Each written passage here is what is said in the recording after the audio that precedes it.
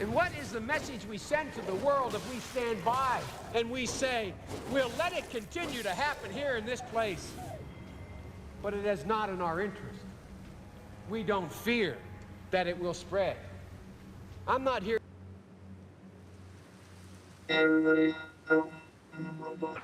Hello? Hello? Okay. I don't know why my robot filter was on. Sorry about that. I was gonna start at 2, but I had to deal with some personal stuff that came up. So yeah, if I don't seem like I'm in a fantastic mood, I apologize. But I was watching Dev's video, sorry, I just didn't realize that it was coming through to thing. It's about whether or not Biden should drop out. And I think that was just like an old clip of him. But anyways, I didn't mean for that to happen. I'm just a little disorganized right now. But if you give me a minute, I'll probably be back to normal.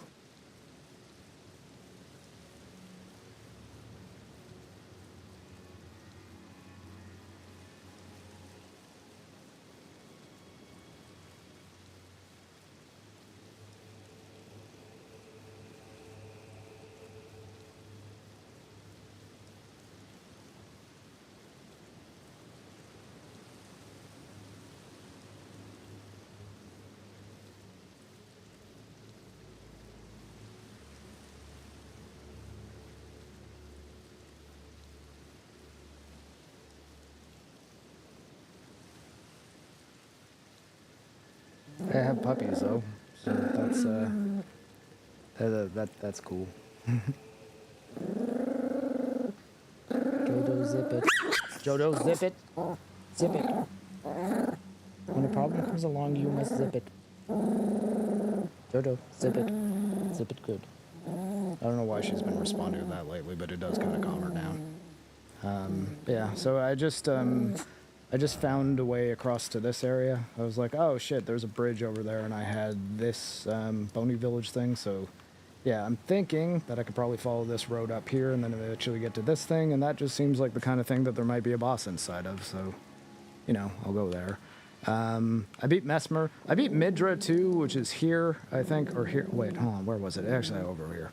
So this is where Midra's place is. I did beat Midra. I do not have my footage for beating Midra because my recording software was turned off because the day that I was fighting Midra, I was also going to be watching Acolyte with Brooks, and I had Disney Plus open on Microsoft Edge in the background, minimized, and that disabled my recording software. I really liked the Midra fight, and it was kind of cool being a Lord of Frenzied Flame, like Acolyte, you could say, or Apostle, or whatever I was.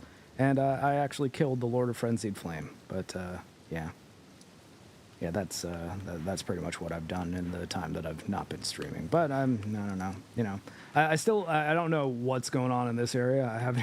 I think I was trying to get, not the Elder's Hovel, actually. Oh, wait, is there a reason I wanted to go there? I don't know why I had that marked. The Fort of Reprimand. I was trying to find the Fort of Reprimand forever from, like, up here. Because I had these two things, and this is, like... Here, I guess, you know what? I'll just go here, and I'll show you what I mean. Because it'll probably be easier than trying to explain it.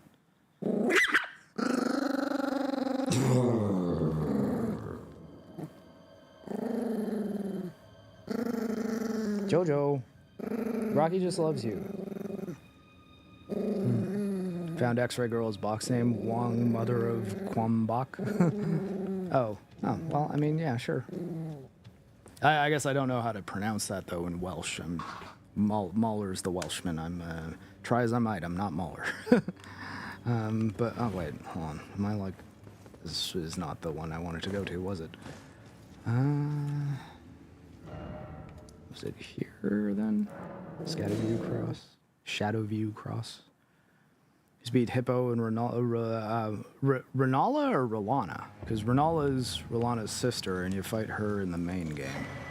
I know that they're confusing, but it also means that I do have to be clear about which name I actually heard. But anyways, so getting down to the Fort of Reprimand was a colossal pain in the ass, and I accidentally ended up getting down into the Abyssal Woods and then trekking all the way across here, here maybe through. I don't know. I'm not even sure how exactly I got there, but I ended up going through the whole like stealth sequence. I'm pretty sure it's all this, right? Like this like foggy area here. I don't remember what those church ruins are. I don't think I saw this area. So that looks like a bunch of fingers kind of heading towards, an anus. Yeah, then I made my way over here. But the stealth sequence was pretty good. And I did not see any of the developer messages that bothered Theo during it. I don't know, like they didn't pop up. So I don't know if he meant like messages on the ground that you have to read, but I don't know. I figured it was the stealth sequence because I immediately tried to kill the guy who leads you there. Maybe I'll just like show you guys that area. Oh, can I get through it from here? Or? You know what? Never mind. I'll just push on ahead because then I might actually be fighting a boss at some point today. Oh, you can kill them? Okay, well, I tried to kill them a few times, and it seemed like they were just breaking the game in order to not let me kill them, so I stealthed, and it wasn't very difficult stealth, really. Like it's pretty bare-bones stealth in this game, so, I mean, honestly, it's not too hard to be good at it, because not very much is expected of you. Like, it's just... It's like your standard PlayStation stealth where it's just like, yeah, you want to be hidden? Just like crouch where there's some tall grass and no one could see you. Like this, you're totally fine if you're here in that sequence. Just find some grass or bushes, hide in it, and you will be fine. And it was nice. It was a tense sequence. The art direction there is really good. There's a lot of like really creepy fog, and it looks like, but no, it doesn't look like fog that's used so that the draw distance is lower, which, I mean, realistically might be what's going on with the fog out in the distance there. Although I think that down that way is where the Abyssal Woods is, isn't it? Or maybe no, I'm just looking out to the sea. I liked the sequence, though. I thought it was good. Peak boss design in this game overall would, I think even that would be kind of hard for me to agree to, though I do like a lot of the bosses in Elden Ring. For Shatter the Erd Tree, though, I do like the 3 normal proportion people who I've fought who weren't the Black Jail Knight, because, man, he was shockingly difficult, and I didn't understand why. But I've enjoyed fighting Midra, Rolana, and Mesmer, but I gotta say, Divine Beast Dancing Line, Divine Beast Dancing Line, that is just way too big a character model for the arena that they have you fight him in, and like the camera just goes insane during that fight. So I think the Radon, though, like I guess spoilers, the final boss of this is apparently the one that is like actually broken, but I've not made it to end yet, so I really don't know. Come on, scream! I'm sorry, puppies. I didn't mean to kill the puppies. Okay, Rocky, I know that you look kind of like a tiny wolf. Jojo, you're like more like a baby lion, really. You don't even look canine. Except instead of a mane, she has like big floppy ears. Not the boss design, the design of the bosses?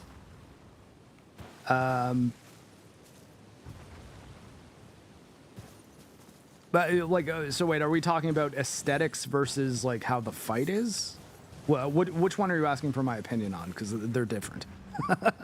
Aesthetically, I think pretty much every From Software boss that's ever been made is awesome looking. Like they do a really good job, I think, of making cool looking enemies. Like, I mean, even this fucking thing. Look at it. What do you even do about this if you come across it in the real world? Nothing, that's what. I haven't fought a single one of them, though. They're like insanely tanky, and fight's not particularly interesting against them, but this one is called Aged One's Exaltation. It'll give you attack power when madness is in the vicinity. Oh, neat. Well, I mean, like I knew that because actually of Theo's rant, I knew there was a stealth section coming. So when I got there and seemingly pretty easy enemies were okay. Yeah, I guess Miklosh is kind of weird looking, but I mean, you know. I believe that a crazy guy who worships an elder god might be crazy and have a very strange fashion sense. If anything, the more annoying part about Miklosh was that he keeps on saying, it's Kaz or Kazum, and then like it goes through his whole monologue and you have to keep hearing it as you're chasing him. That's the only part that really sucks about that fight. And the fact that it's like, it's an easy fight that they just stretch across a rooms to stretch across a bunch of rooms to make you think it's hard. And yeah, I've heard that it might be a good idea to go on a deep lore dive for Frenzied Flame stuff, and because honestly, the fact that I fight Midra means that I have to rewrite that section of the lore in the script anyways, because I talk about the Lord of Frenzied Flame being someone who we might learn more about in the DLC, which, hey, if you go to my locals, you can read that, the previous version, the pre-Shadow of the Erd Tree version of my lore part, and yeah, turns out I was fucking right. It is. There is Lord of Frenzied Flame content that is new and in this game, in that you meet the Lord of Frenzied Flame and subsequently kill him, even though it seems like a male, even though Midra sounds like a female's name. But you look at him and he's this like weak old man that's kind of on the floor, and then his head. Does he cut off his head, or he does something to his head though, and then his head becomes this like madness eye, for lack of a better way, but it's like this eye of frenzy. It's like the eye of Sauron, but it's made of frenzied flame shit. That's probably the best way I can describe it. That's what happens to his head. Okay. Cathedral of Manus. Oh shit. Dark Souls 1 DLC people know what I'm. Oh my god, they're not actually gonna have me fight Manus, are they? Is Manus in this lore?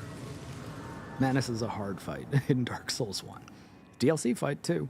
It's one of those things too that I was having a bit of an argument with my friend Brody about this, because he was really saying that like there's nothing wrong with the skibbity blessings being like required in this one, and I was like, I don't mind them either right now. However, I could see myself getting really pissed off about having an end game fetch quest in order to make me possible of defeating bosses that I might just want to fight because it's a replay. Like, can you imagine putting Artorias behind a giant fetch quest? Or Gale? Like, there's so many FromSoft DLC bosses are incredible. And I think it's like, okay, you have to grind to at least a capable level to defeat Moog with. Yeah, you have to do that in order to even access the DLC, which means you probably have been doing a fair amount of making yourself stronger and able to take on bosses, because you're fighting what is a pretty hard boss. For the longest time, I would actually say is the hardest boss on the game, or in the main game at least. I've not played all of them here. Hey, Katie, how's it going? And Hyperbolic Ninja, what's up? But, wait, hold on. What was I saying? I said hi to people and that was it. I'll figure it out. But I think we should talk to this person and see what's up with it.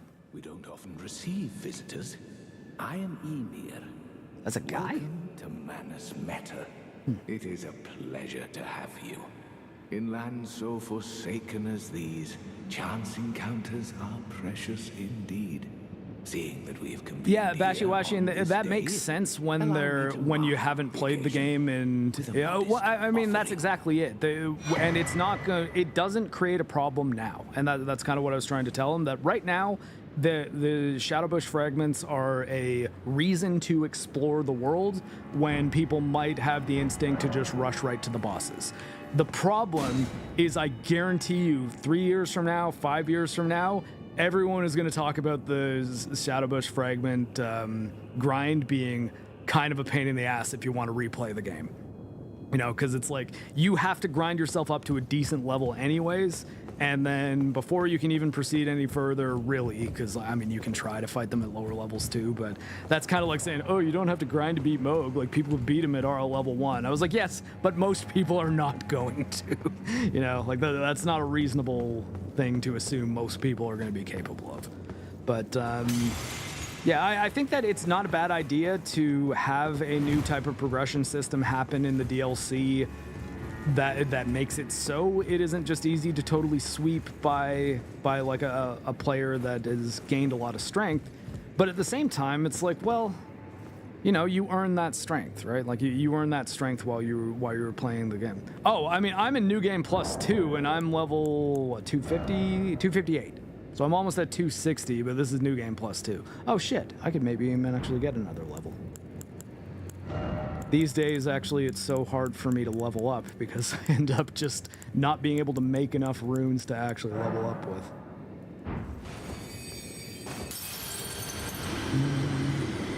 Not quite. So I guess thanks for reminding me there, because now I can actually get me another point of vigor, so that I'll be slightly more survivable. Ooh, this might be close.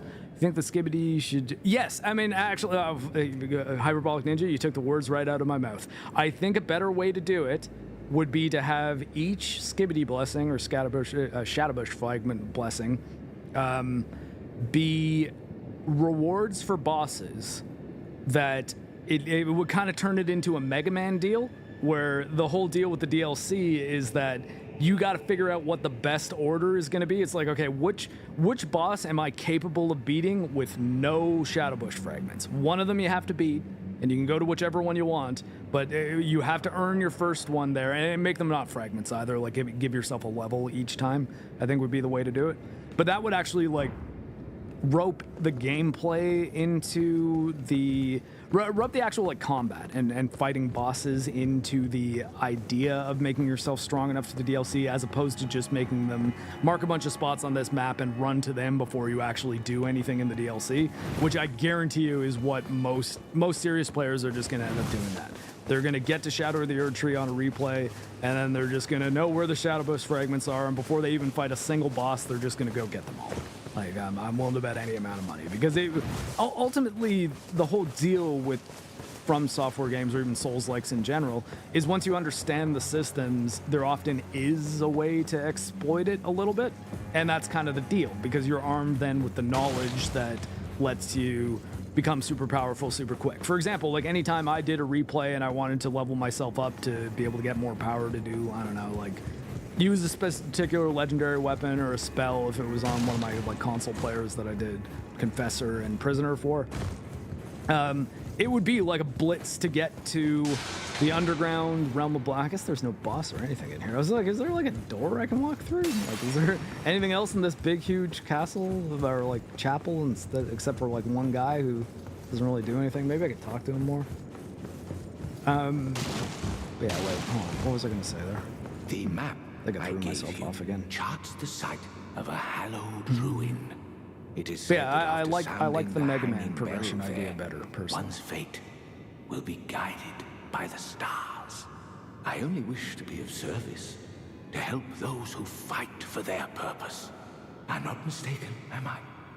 I can see it in your eyes. Really? You are well, a I fighter. did turn off the eye effect, so you can actually see my eyes now.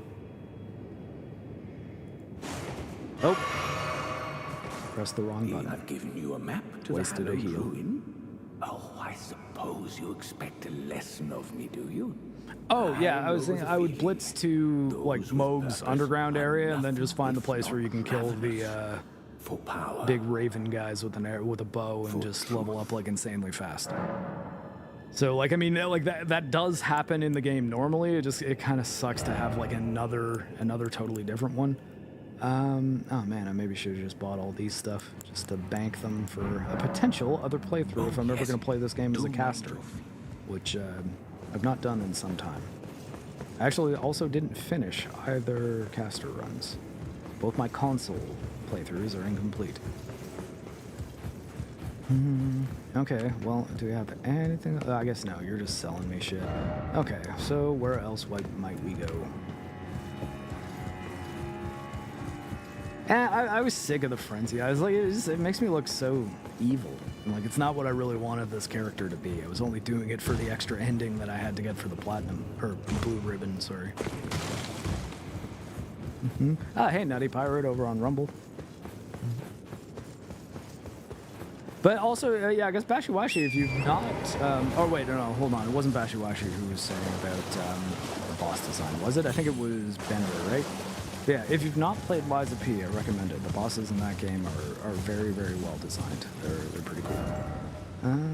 Okay, maybe up on this way. Then maybe I can get to this bridge and find what's going on in this area. I have no idea how I'm getting to these islands. But, or if it's even possible. Yeah, okay. Oh, can't go between those trees. Tree going north and northwest. Is that where I want to go? Hold on a sec. I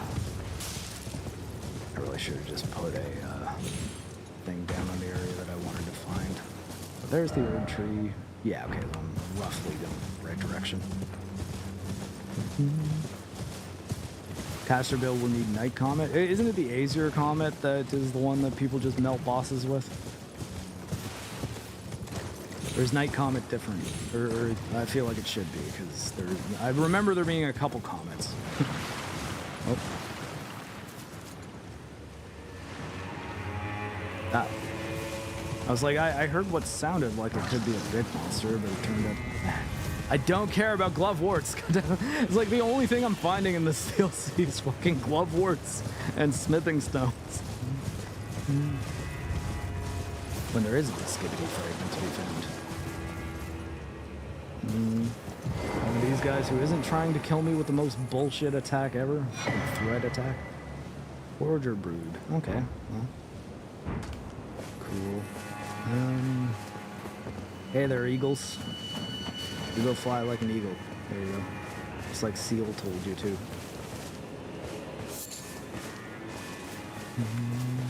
Okay. Does not seem to be much going on over here.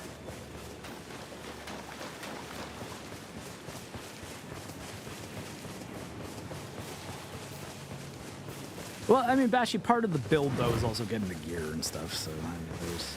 Yeah, I mean, I guess if you have everything in your inventory, that would be fine, but,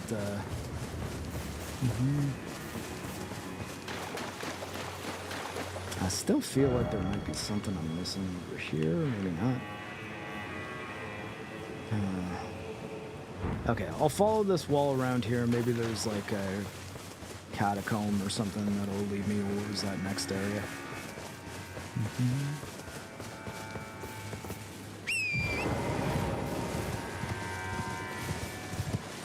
Hugging the wall we are.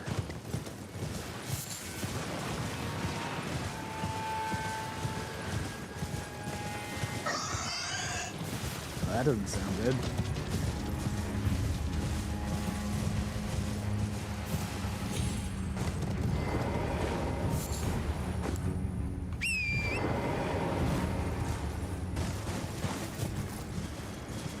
Okay.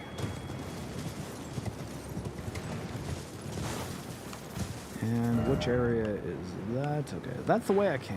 So, turns out there's nothing to be found at the top of this hill at all, from what I could tell.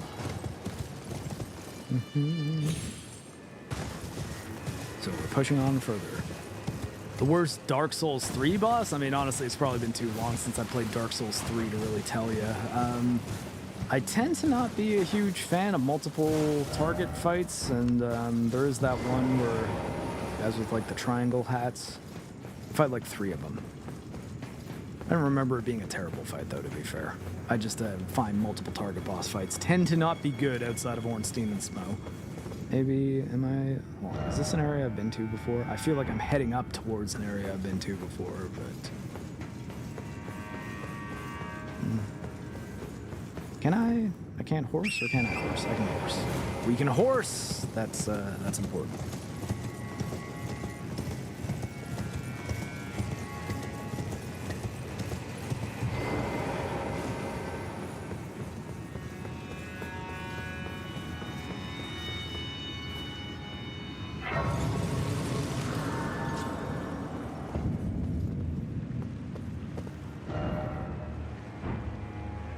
Okay, so now I'm back at the Shadow Keep, which is where Mesmer was. But this is a new area, so maybe this will lead me somewhere else.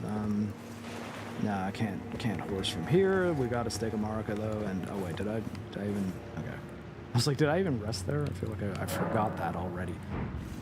Yeah, I remember the Abyss Watchers being okay. That's why I was like, I don't even really know if I should say that. It's just I'm like out of the top of my head after having not played Dark Souls in like 6 years.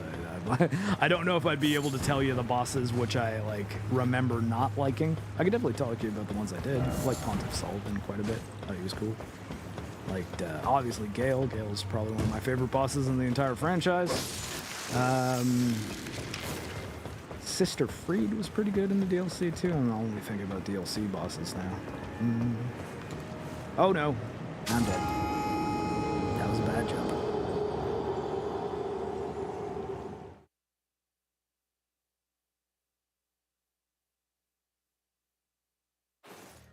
Oh shit, I didn't even spend those souls, did I? Okay, well, let's not die here.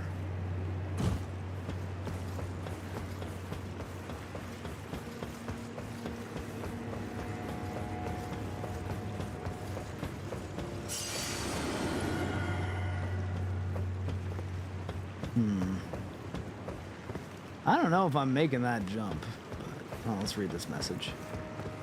Are you going to be helpful, player? Jumping required ahead. Okay, well, whatever. Should maybe rate it good when I actually make the jump. Ah! Okay, cool. That was me. It was my fault.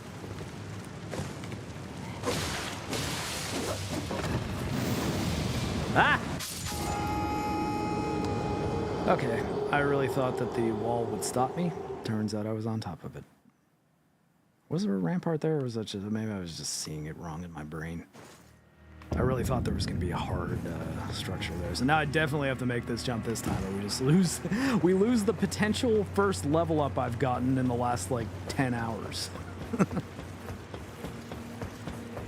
Okay. No! Oh, damn it. Okay, well... Yeah, happens to the best of us. That sucks, though. I really wish I'd remembered to finish my leveling up.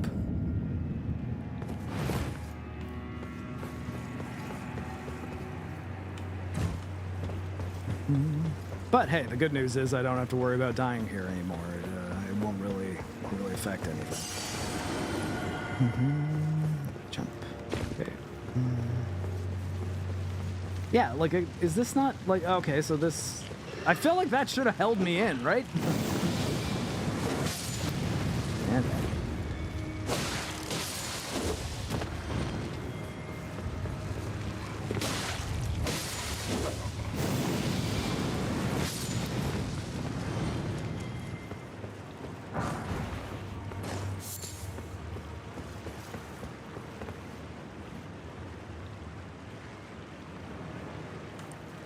Messing around with poison flower blooms twice. Oh, yeah. I keep my build pretty simple. Like my Ash of War is this. It does good stagger damage. Like it is very useful. It definitely helped me kill Mesmer, I'll tell you that much. But I guess actually, wait, hold on. If I go to this one, I think I've got the Rivers of Blood one. Hold. What the hell? Or hold L1? Yeah, there it is. Yeah. So I've got the Rivers of Blood attack on that one, but I basically never use it.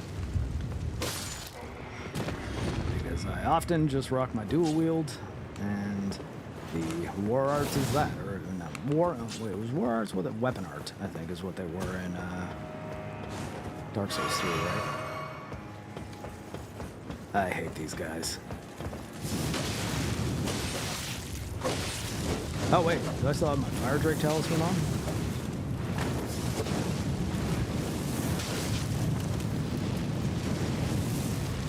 Ah!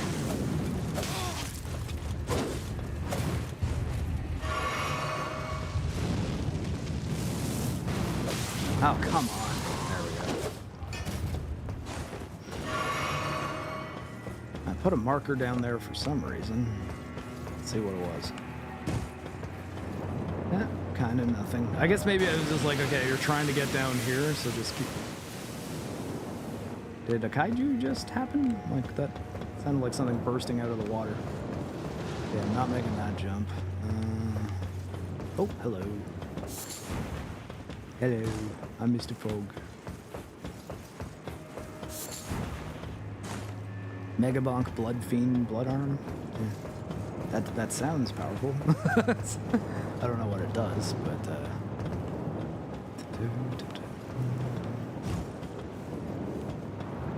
can I make that? Do I want to, though? Like, do I even need to get back into there? I kind of want to get on the other side of this wall, though this seems pretty high.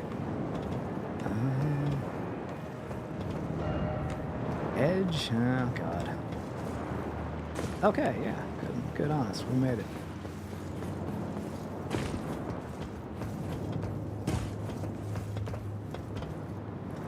Okay. That seems like something which could be dropped upon. Is there more shit to do in this castle? I feel like I've already beaten the boss.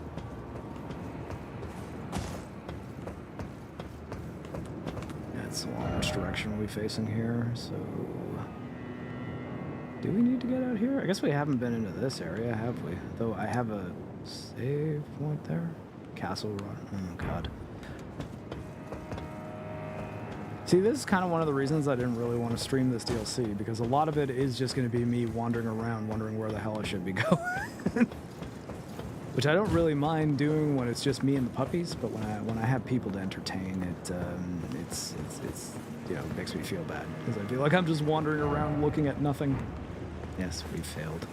Then don't put a note there, you fool. You made me think that there might be something I'm missing. Okay, well, I guess we're jumping down onto this thing.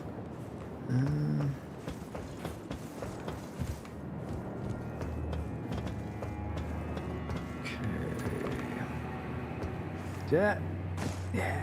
Oof. That was veering a little bit off there, and it was scaring me. I was scared. Very scared.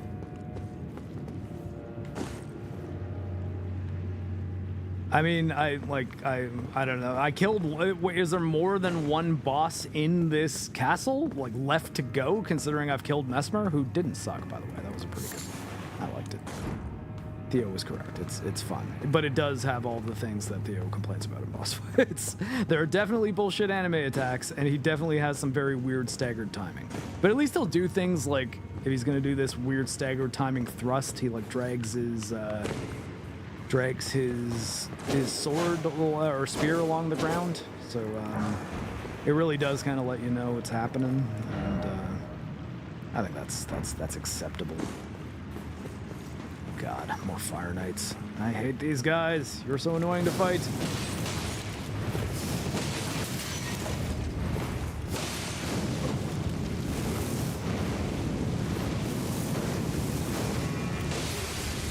Ah! Okay. There we go. No, ways from there that lead to two different bosses. Oh, okay. Well, I don't know. Am I heading in the right direction towards one?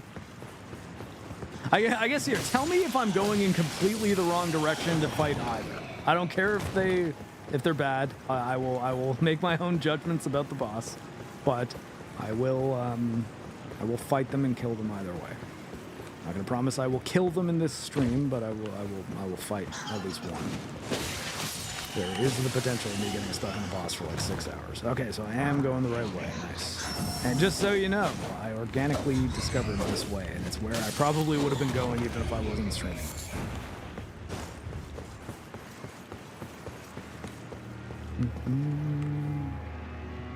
Okay, let's just see what's going on in here, but I think up that ladder is where we might need to be going. Okay, well, I mean, yeah, it's a little bit dumb that this room does nothing at all, but...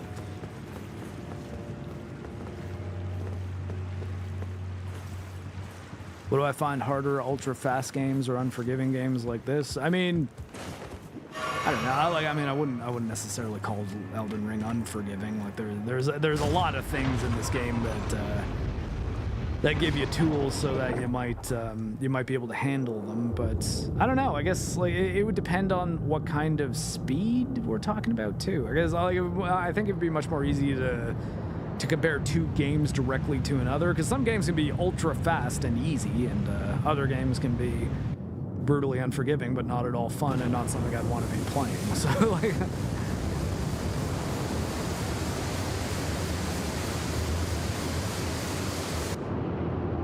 I believe Sekiro is more unforgiving than Elden Ring, though. And it's faster, too, so maybe both. Maybe the answer is both. Alright, cool. I drained the death water. I wonder if my runes that can give me a level up are down there. I found the shadow bush.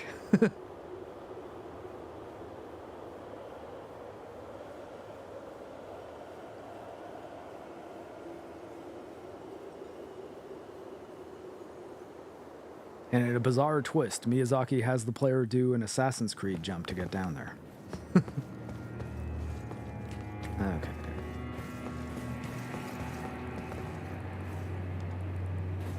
Well, okay, so Elden Ring coming before a Sekiro sequel, I don't think have anything to do with each other. I think Armored Core 6 is what we likely got instead of Sekiro 2, because that was the combat designer of Sekiro directing a game himself.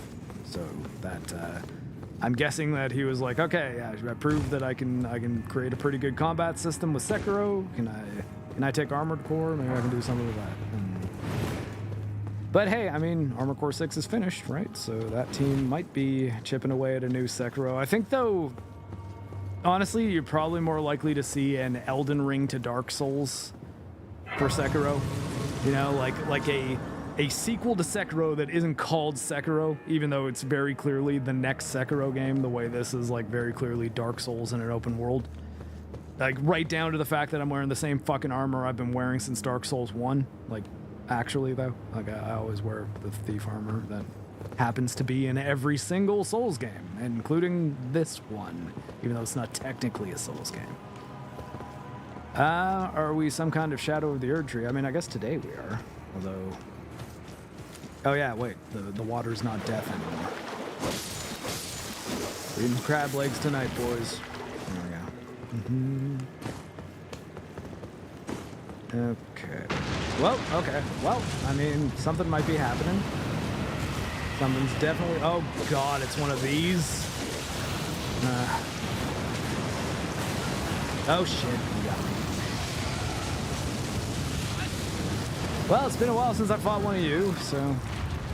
Let's see if I remember how to do it.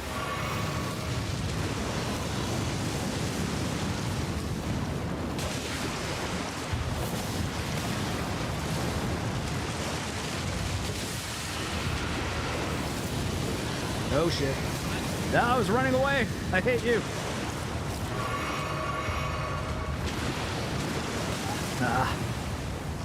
This time that stagger.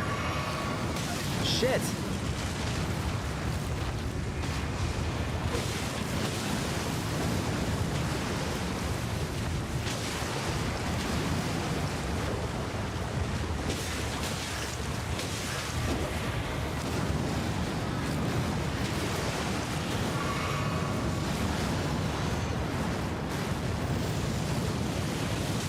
Ah!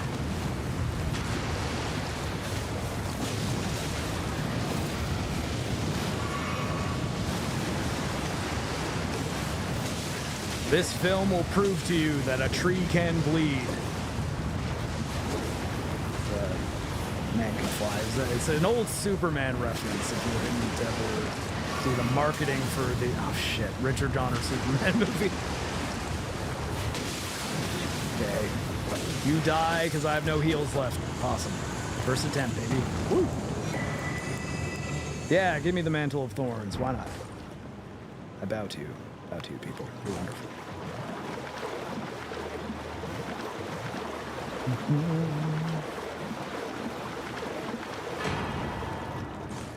Damn it! Honestly, I wish there was a toggle in this game where you could be like, yeah, I'm never gonna summon, and it just gives you anything else instead of Love Wards. It's like, look, I'm not gonna use them. I flat out don't want to summon.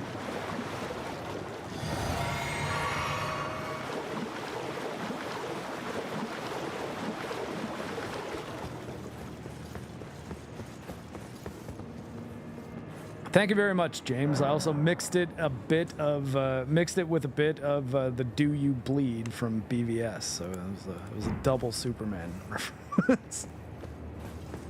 The movie that will prove to you a tree can bleed. Mark playing Elden Ring on Friday the 5th? Yeah, 5th. Yesterday was 4th of July, right? I'm Canadian, okay? I'm pretty sure because of what I'd heard, but fireworks happened a few days ago for us. Yeah, I guess so. We'll refill the heals, but I was also just trying to see if there was anywhere else I could be going. Well, rest.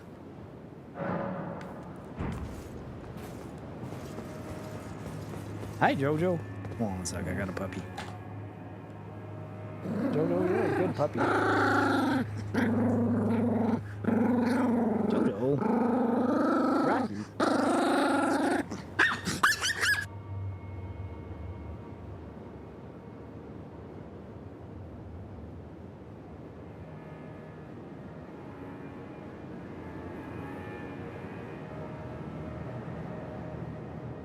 Okay, these are a distraction.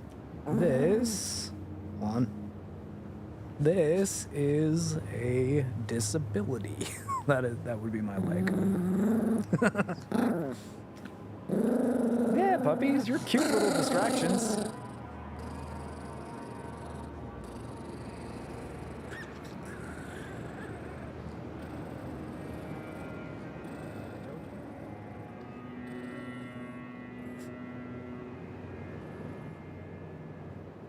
All right.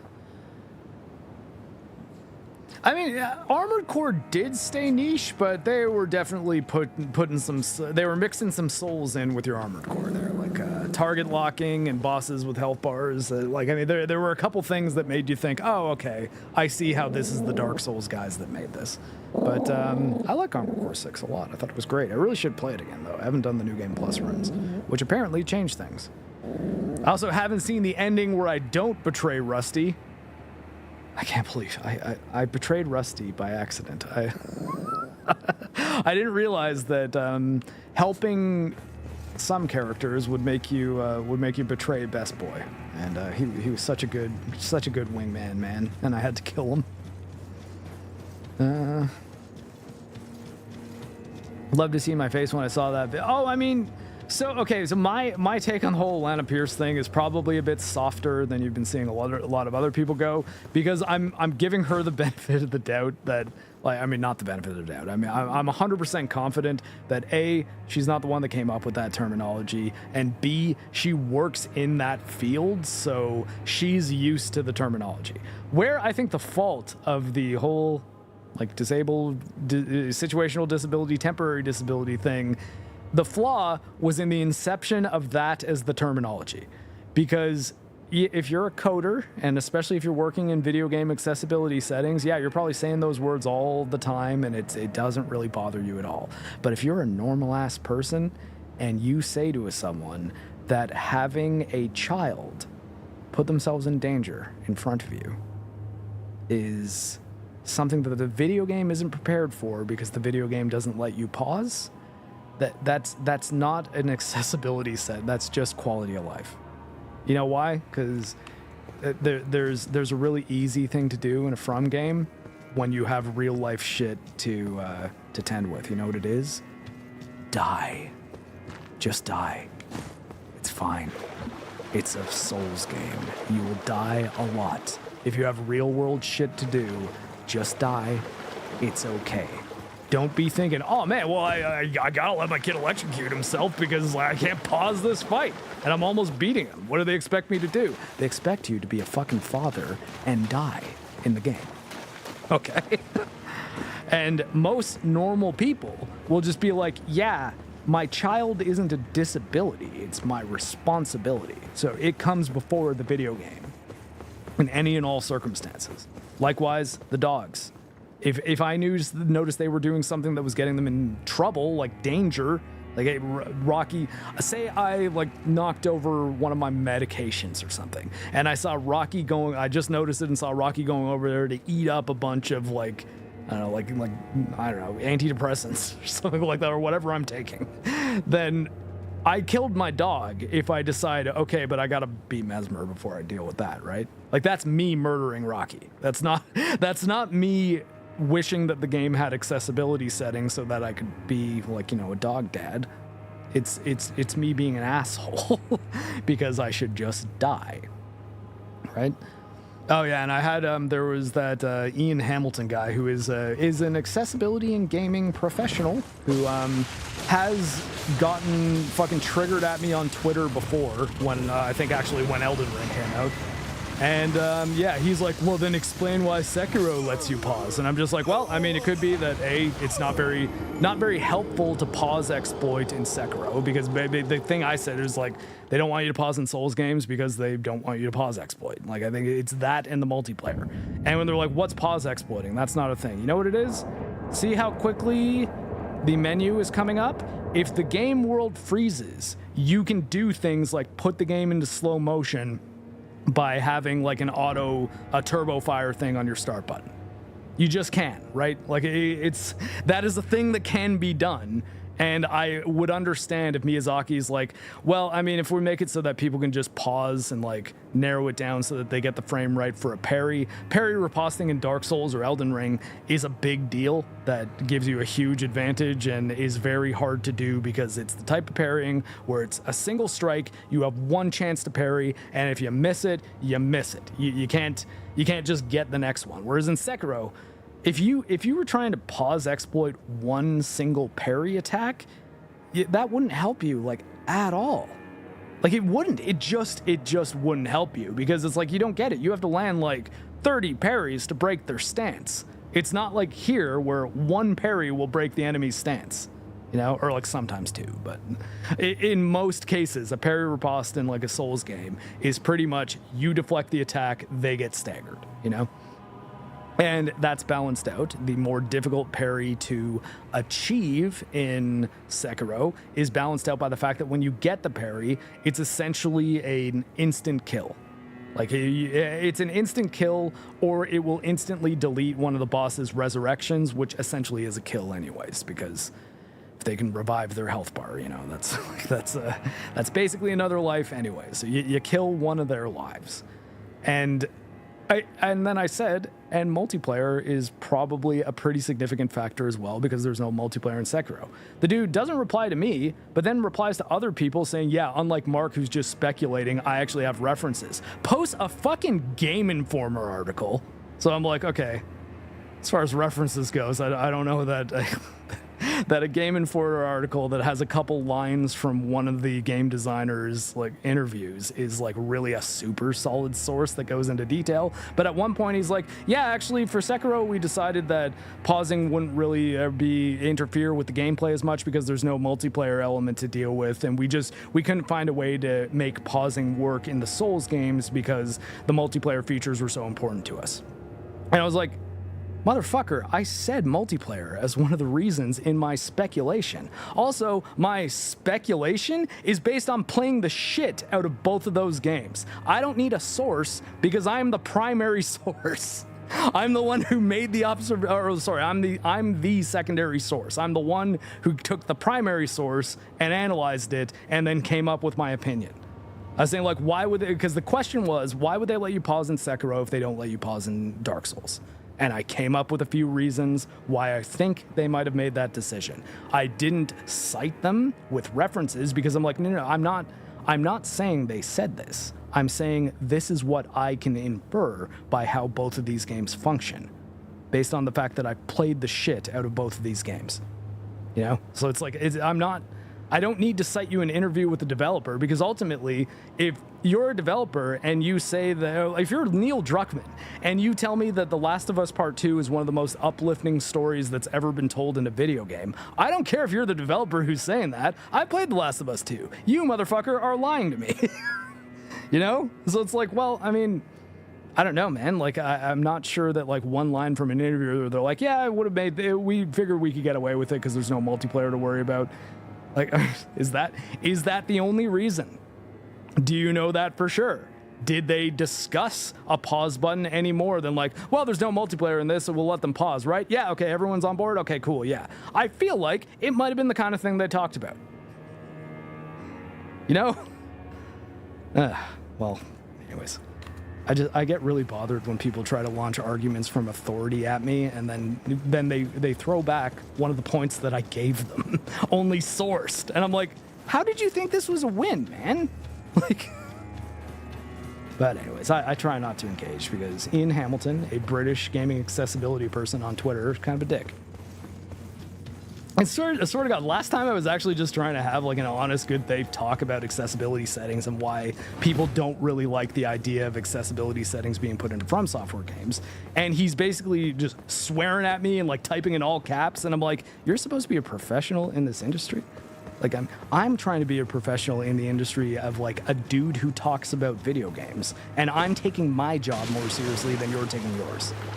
These are the people that I do not want advocating for the cripples. I'm a cripple. Fuck that guy. But, yeah. Alright, well, oh shit, yeah, I already killed that guy. I feel like, did I just walk through this whole area and find nothing but a fucking, what's it called, tree? I even forget what those are called. I feel like I had to have missed something in here, though. Because that's the dude that I fought on the way in, the Fire Knight. Well, I mean, like, to be fair, the character Abby actually is female, so like she isn't supposed to be transgender. The transgender character in Last of Us is Lev, and honestly, Lev's probably one of the better characters in that game as far as like storyline goes. Though they make him completely retarded towards the end.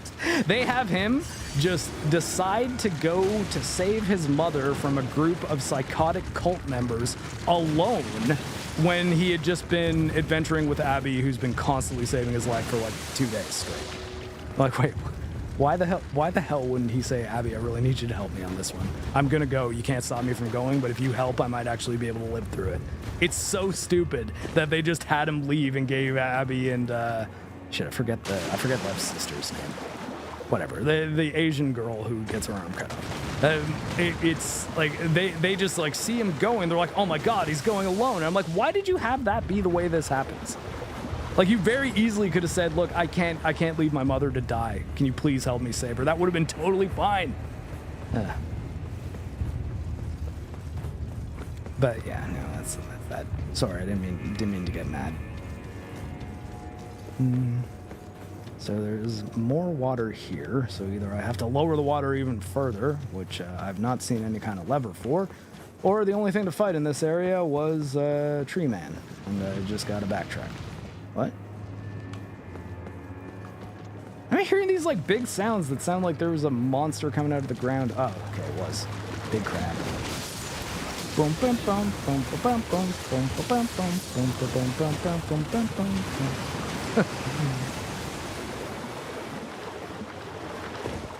You'd stick that right up your crab grave. Oh, hello. Ah, I did not see this path. See?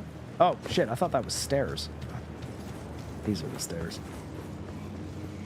Sorry, I've got a big light shining in my face. It does make it a little bit hard to see detail at times.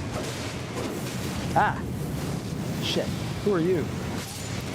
Oh boy. Well, I guess it's a good thing. I believe we are still wearing the Fire Drake Talisman. Yes, we are. Aha! Floor button. Gotta love a good floor button. Recently, we watched Mauler play Last of Us 2, and it's weird how whenever a player character is supposed to get hurt in a cutscene, the person hurting them does it in the least effective way. Oh yeah, I mean, that's the way it goes sometimes. Shit. Is this a new area? Or I just feel like I've been in many of these hallways fighting Fire Knights before. Oh, what the fuck? Ugh.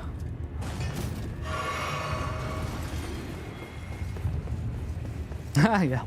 No, light in the face is a distraction I placed upon myself so that you guys could see me and the puppies when I have the cam on. And I mean, like, look at the puppies. But yeah, anyway, so I guess here to tie it back into what the gaming accessibility industry could do to not get people thinking that they're just game journalists trying to sneak in stealth easy modes is make a very clear distinction between accessibility settings and quality of life settings. Because pausing and it stopping the game is quality of life. That's not accessibility. You could be like, oh, well, I have a disability that means I get super nervous when I can't pause the game. It's like, okay, then you can never play a multiplayer game, flat out. So already half of gaming is off the books for you, which means I guess you can't play any Elden Ring or Dark Souls either because it is sort of a multiplayer game in a lot of ways.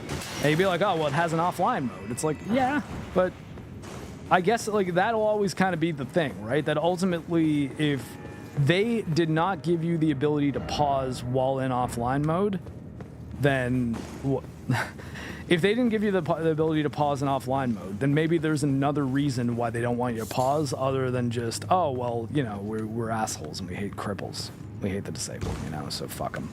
I feel like that wasn't the reason. Like, maybe it was. Like, again, I'm not the one who knows. Oh, nice. Got a bolt trick. Well, I didn't even know that was here. But that's good to have in case I fight a lightning enemy.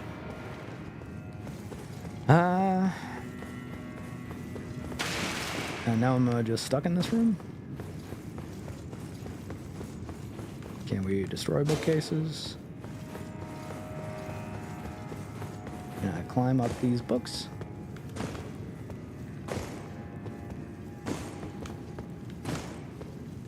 Appears so. Yeah. Oh, nope. As someone who has a bum leg, knee, spine, ankle, fractured skull, ADD, ADHD, dementia, and sickle cell, I find that highly offensive. Well, I mean, you know, like, I mean, there are games where the experience is not going to be right for you when it comes to, like, stress levels. Like, even for me, too, right? Like, there's a reason I don't play a lot of Battle Royale games or, like, Mario Kart with the Geeks and Gamers people. Because, it bothers me more than I have fun with it. So, why do it? Mm-hmm.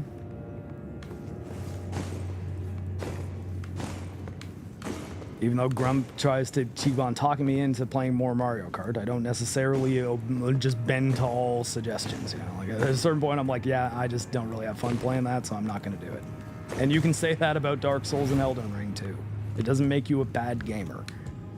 Now, if you're saying it's because they're too hard and it's not possible for anyone to beat them and everyone who beats them cheat, that's when people are going to be pissed. Because it's like, well, that's not true. Like, now you're just lying to make yourself feel better about not being very good at this particular video game. I have no need to be very good at any particular video game.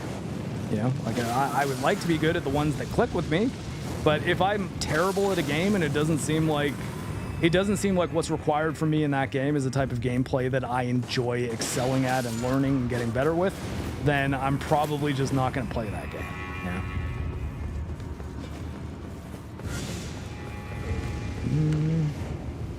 All right. Well, I guess I'm going back to the other place because I feel like I've done everything I can do here. And maybe I've opened up a shortcut.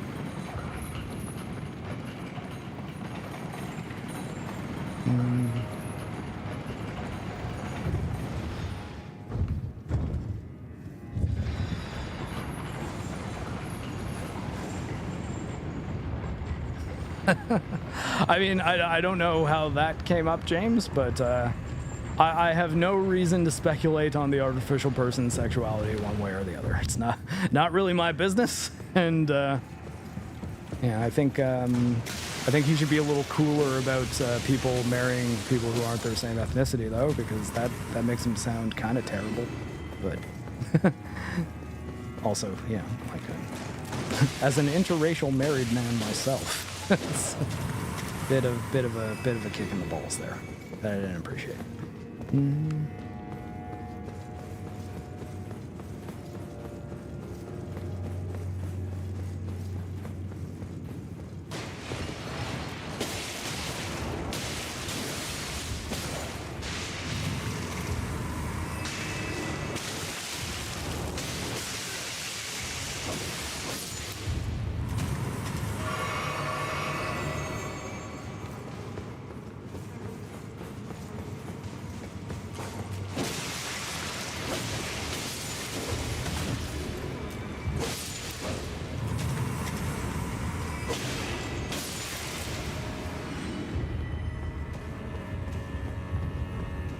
Oh, this one looks like it's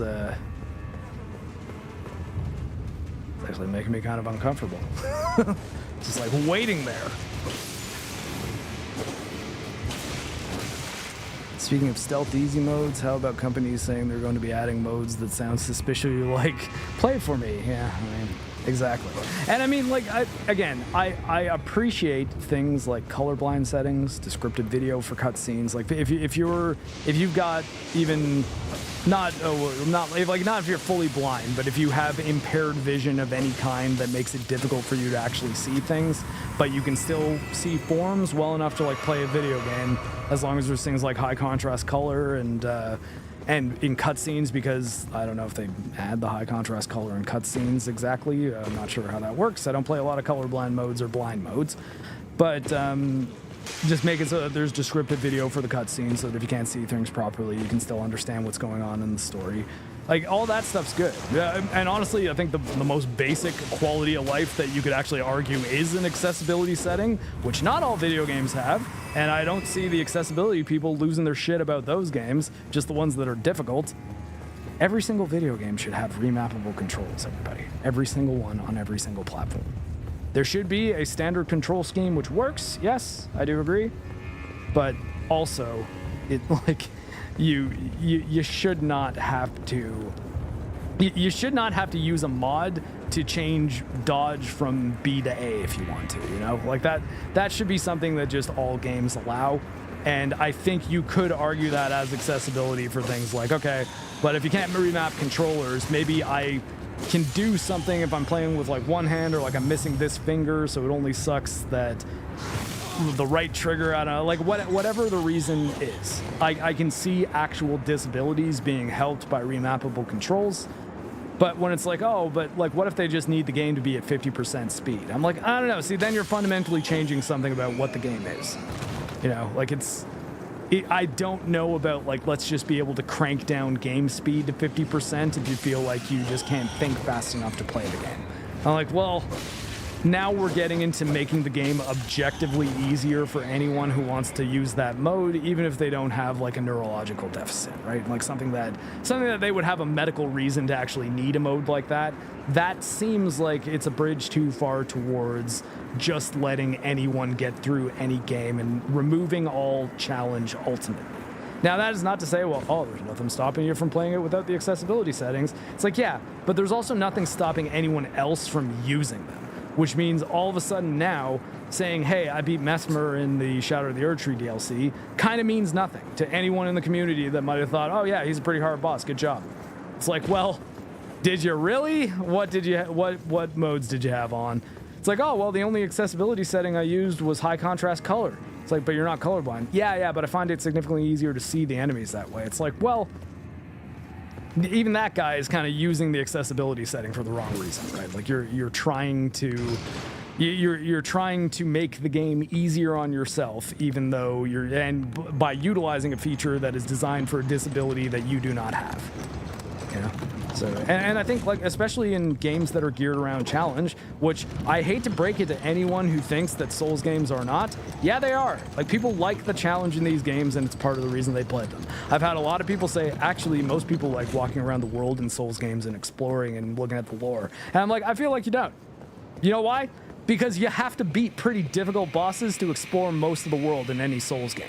So it's not like you can just explore the world. Like, no one is playing a Souls game specifically because there's a really pretty world for them to explore.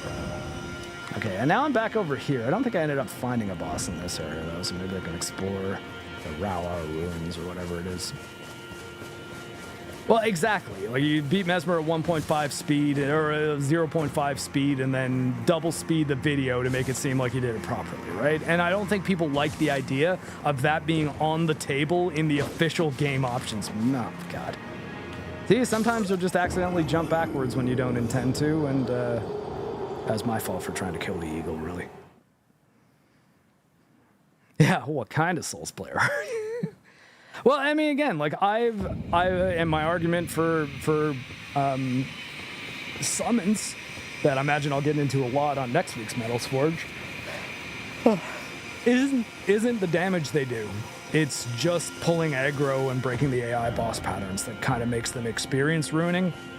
It's not like, oh, well, you have a person helping you, so then it's just easier. It's like, well, I mean, yeah, it is, but less than it being easier, It's more the level of predictability and pattern recognition that Souls bosses are supposed to offer you is obstructed by a second character pulling the boss's aggro. It is, because all of a sudden the boss has a different thing to look at. All of a sudden you have another thing to pay attention to other than just you and the boss fighting each other. And to get things like perfect dodge timing on crazy moves where the only way to do it is to have to go dodge left, dodge right, jump, dodge back, and then you might not take any damage on that sequence of attacks. Learning that is significantly more difficult if you have another target that is creating a random element and inserting it into a situation where the player is supposed to be learning a pattern. Because now you have something in there that disrupts the pattern. And again, I would make this argument in the same context as it's not necessarily harder or easier to play with the summon in all cases. Because it can be much more difficult to read a boss's attack that has, I don't know, like a big spinny move and then he moves around the level and then he lands somewhere and there's a massive AoE. If he's switching targets in the middle of that combo, you will not know where exactly you need to be. And if it's an AoE attack, then wherever that attack lands up, you better just hope that you were lucky enough to not be near it. Like it's kind of your only move, right? Because what else do you do? If you didn't see the attack coming and the attack lands, it hitting you or not is not you, it is luck. Either good luck or bad luck. And now, and of course, people on Twitter, I would make that argument. They'd be like, oh yeah, so you think everyone who beats a FromSoft game with summons is just lucky? And I'm like, no. But they are playing with a much larger percentage of their success put on the luck table. You know, like say 50% of your success is luck and 50% of it's skill when you're summoning.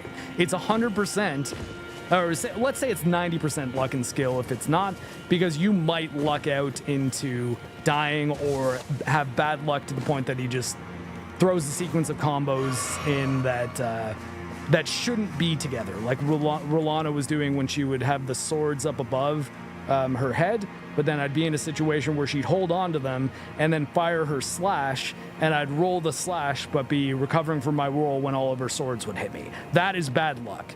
Like that there wasn't really much I could do about that because the AI decided to do two things that made it impossible for me to dodge both of them in sequence, and that will not happen every time. So that's like the upside to the lucky thing. It's like, yeah, but every so often you probably should have missed a strike, but you just nailed it because the boss didn't quite move as fast as they probably would have in most situations. You weren't expecting to get the hit and you got it.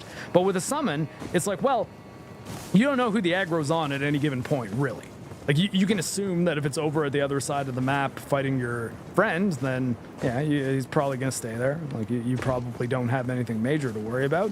But at any moment, he might just do an AoE that you hadn't seen before, and you're not really, or, like, you haven't seen from that angle before, so you don't know what the preparatory is for it. And if they launch it and it hits you, you either just happen to be out of its range or just happen to not be. You didn't skillfully determine what attack was coming and then understand how you were supposed to dodge it, which makes it harder for you to actually learn the games. Like, learn the bosses, learn the fights. It's more difficult with the summon.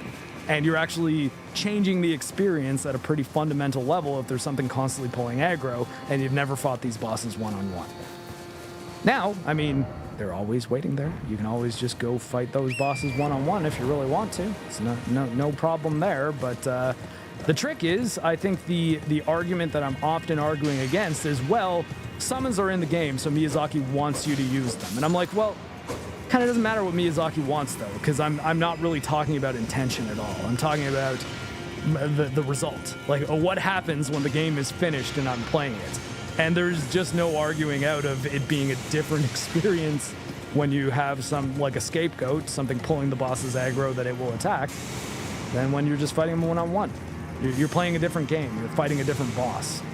And it's not that, like, again, I would never use the word cheating for summons, but it is experience altering, absolutely. Yeah, this argument's been on Twitter for the last several days, Grump. Just look at my replies. And a lot of triggered summoners, I'll tell you that much. Oh, you're just elitist. You just think no one's beaten the game unless they've beaten it like you. So I guess like you haven't beaten the game. You haven't done an RL1 with only fists. And I'm like, that is not the same thing. Damage scaling, whether it's for the player or not, like damage scaling for how much damage you're taking and how much damage you're receiving in return, is not the same as breaking a boss's AI. It's a different thing. Well, actually, I don't have a clip. Classic Vigilante's been pretty busy for the last little bit, so hasn't been able to do my clip editing. And if I do any editing right now, it's really just got to be on my Hades video, which I probably would be working on now if it wasn't for the Metal Scourge coming out. Because I've only really been prioritizing getting through Shadow of the Erd Tree because I want to actually have it finished by the time I have to talk to Theo about it. Especially if I'm the one who's going to be the most positive, which it sounds like it's probably going to go that way.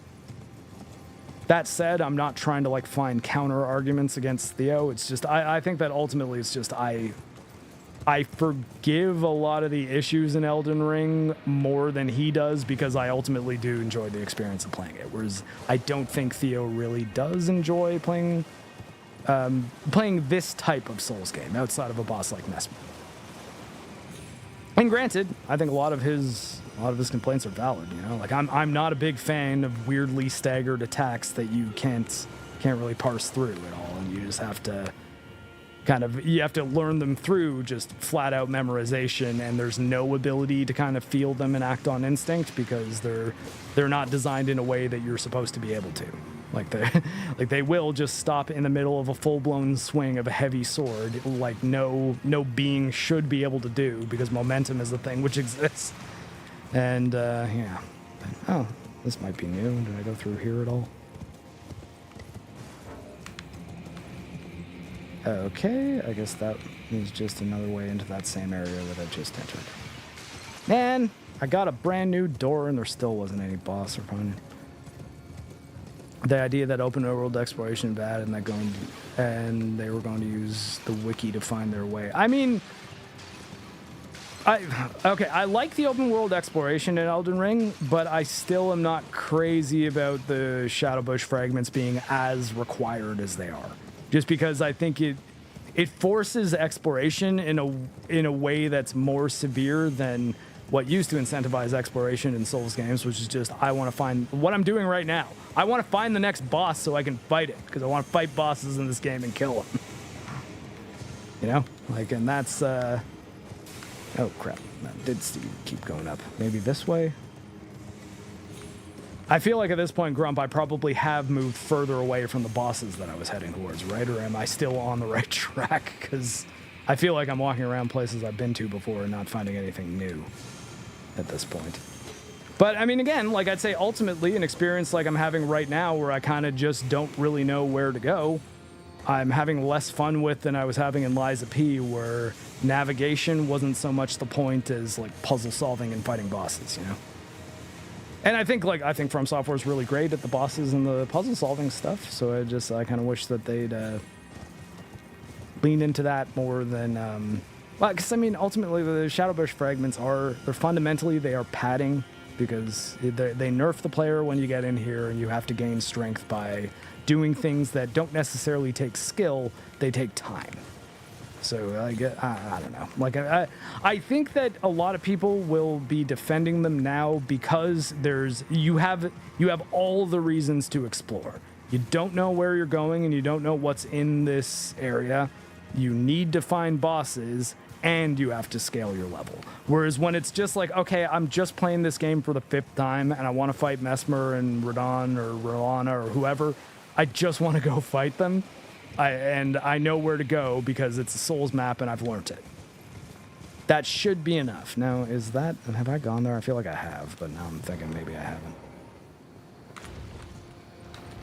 And it's kind of the beauty of replaying one of these games, because you can just kind of run past every enemy because you know exactly where you need to be, you know where the items that you need to get for the build that you're trying to create are, and you know, you can do a replay of a game that's brutally difficult and pretty long, and it's shorter and easier because you've learned the things that you need to learn. You know, it's like the whole game is just a lesson that you need to teach yourself. And the Shadow Bush fragments do compromise that, at least in a way that makes you requires you to hunt down and find things that that just arbitrarily bump your power back up to where it was before you entered the DLC, you know? So it's like, well, you're handicapping me so that I have to find the cure to the handicap. It's not as awesome as just actually making you stronger, you know? Ah, shit. Didn't think that guy would tag me before I started swinging at him, and I really wanted to kill the shaman, but these guys are new, so I think I'm in a new area. Back to the church just by the Fire Knights, and at the end there's an elevator at the bottom of the church. Oh, okay, well, maybe we'll go do that first then, because then we'll actually have a boss to fight. Which one of these do I want to go to, though? Maybe I'll just start from up here.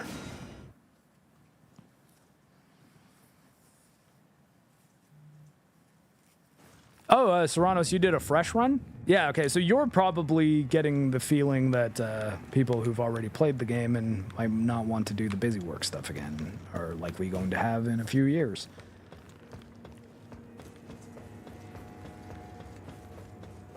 Also, like, I mean, I guess if there was just like, hey, but we want you to do exploration, I feel like, oh, I don't know, there's a better way to incentivize that than nerfing me, though. Like, make it so that the things I find are, like, legitimately awesome and that, oh my god, you're back? You respawn? Fucking asshole.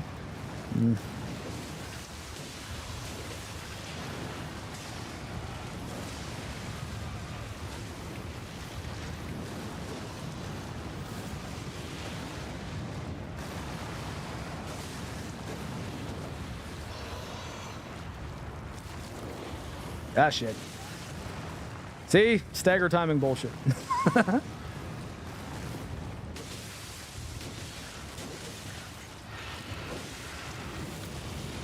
Okay, I'm gonna tank that, because there's no way I'm getting out. I'm up against the wall.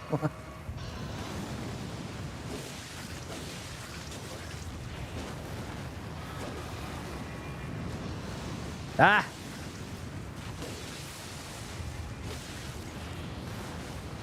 Jojo, we need stamina.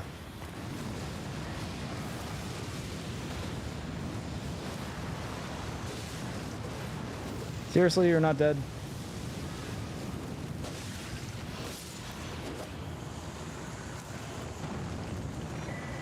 You're a good puppy. See? She's just such a good girl. Iris. Oh, I guess that was a different one. It's actually got a new item.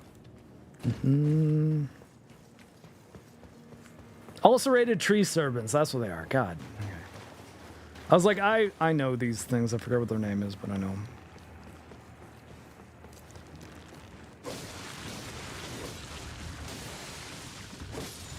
This crab did too many drugs at the crab rave, and it became gigantic. Hey, Jojo.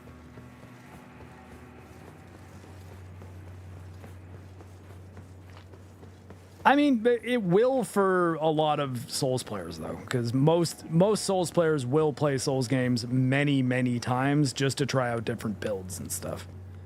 Like it is a pretty critical part about how these games are designed, and Elden Ring's got nothing to worry about in the build diversity department. I think there's a really solid amount of build diversity in this game. Like, arguably, that's the thing this does better than any of the other Souls games.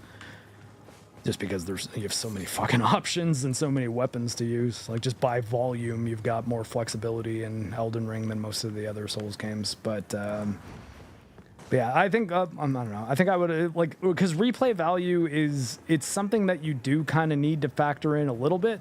Because that's the longevity of the game, right? Because if it's like, okay, this is a game that I want to own forever and be able to play more than once, that's a big difference from, yeah, I'm happy I rented this game, I knocked through it once, but yeah, that's it, I'm never playing it again. Yeah, like that, it's kind of the thing that makes owning the game be like something that you really want, and owning a solid copy of it that isn't going to get DRM'd out or, okay, I guess I'm going up now.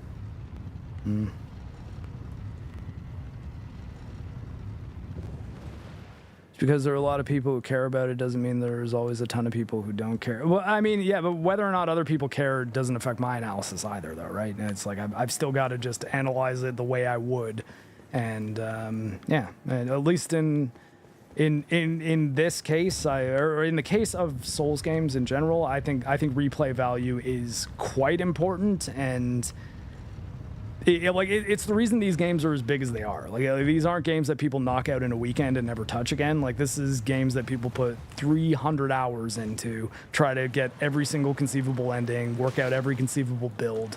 Like, it's a big part of what the biggest fans of this series do. And I mean, I think that the, like, oh, well, they shouldn't always, you can always kind of do the counter. It's like, oh, well, why do they need to make it for the biggest fans of the series? Like, when they want to hit a wider audience, it's like, maybe, yeah, but that doesn't necessarily mean that the game's being designed better as a consequence of that, right? Like, it could actually mean it gets much worse and much more toned down and much more mainstream. And I think that anyone who isn't a big Souls fan needs to at least be a little bit grateful to the big Souls fans that kept this series alive when it was just a niche game that nobody played, right? Like, they're the ones who realized that there was value in all the things that these games are doing. And it's tricky to think of. It's like, well, I mean, yeah, these things that these people were doing were valuable, but not everyone cares. It's like, well, I mean, yeah, but like, then why this game? Like, if this game is just eventually going to turn into The Last of Us with swords because they'll keep pushing the camera in more, and they'll give you all sorts of difficulty modes, and they'll have all sorts of emotional cutscenes with lots of dialogue because that's what's popular, and obviously it's not what FromSoft does, right? Like, there's value in conservatism in game design in certain respects, and I think From Software games are probably the ones that are in the most danger of losing what they are by bowing to the wants of the masses, because a lot of the masses who are going to be suggesting they want things aren't the people who actually enjoy your game. They're the people who get FOMO when other people are enjoying the game, but they can't play it, or they don't like playing it because it's too hard or whatever, you know? But I mean, again, like, that's not to say that you can't enjoy the game. I'm also kind of saying that, yeah, I guess if you never plan to play this game again, you won't ever encounter that. But I also can't rate a game on saying, like, oh, this game's a 10 out of 10. I mean, you're never going to want to play it again in your entire life, like, not even once. But but it's the best game I've ever played, you know? It's like people be like, what? Why do you never want to play it again if it's so good?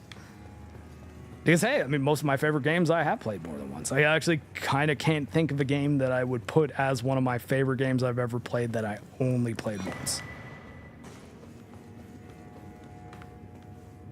Oh, shit. Okay. Well, at least we will have a little rune little thing on the ground that's telling us where we need to be going to get that back. Oh, gosh. Well, I mean, Hades is a perfect example where replay value is the whole game. Like, it actually is. And hey, a video about that coming up soon, so maybe I shouldn't talk about Hades in too much depth. But there's a game where you haven't even beaten the game until you've beaten it 10 times. Like, you get a little bit of the ending each time for the first 10 times you beat the game. And that sounds crazy, but ultimately the game is half an hour long. Like, it's not a very long game. It just, you're not going to be nearly powerful enough to beat it in half an hour on your first try unless you're phenomenal at video games. Because again, like, raw skill in most cases can balance out everything else. But I also think it's not necessarily good game design to demand high-level skill from every single player. Like, and it's one of the reasons why I think people like these games, because it's one of the reasons I like these games a lot, because the skill isn't necessarily the thing that needs to be at a really high level. It's the ability to observe and think and learn. People might not think that that is the main thing with Souls games, but it's sure as hell how I beat them. Like, I'm not reacting on instinct very often in these fights if it's an enemy I haven't seen before. I'm learning the fight. I'm trying to figure out what the most effective tactics to use against each particular move are. And once I've learned it well enough, I can beat the boss. That's generally how it goes. And I think that these games are accessible, I'll use that word, because they're designed that way. Because you can muscle through your lack of skill by just thinking better. Think harder than the people who can just rely on their skill. Use a different strategy. Use different tactics. And hey, I mean, you know, it's one of the good reasons why summons and spirit ashes are in there, because that gives you that little extra thing that you can use that'll help you vary your tactics. And if you're doing things like using a scapegoat and using a scapegoat to pull the enemy aggro and then cast, that might be a strategy that's just 100% viable at all levels. I'm really not sure about that entirely, because I don't really play caster all that often. And even the ones I did, I was doing a hell of a lot of fighting up close as well. But I still think you should use it in the interest of tightening up the tactics until you can actually like learn the fight and understand what the boss is doing with every movement, as opposed to just reacting on instinct. Whereas a game like maybe Devil May Cry, I don't know, because there's a lot of combos that learning that game will actually help you out quite a lot. But if you're playing like Devil May Cry on Dante Must Die, you pretty much have to be pretty good. And realistically, you have to know a lot of combos and stuff already, so it might also be a good idea to actually play the game on a lower difficulty first. But, yeah, I don't know. I do think, though, accessibility and quality of life seem to be getting conflated now, and I like quality of life features, and I think they're always good to advocate for, but, I mean, call them what they are. Don't try to use cripples as a shield. As a cripple, I don't appreciate that. I'm just gonna drink my coffee. Hold on.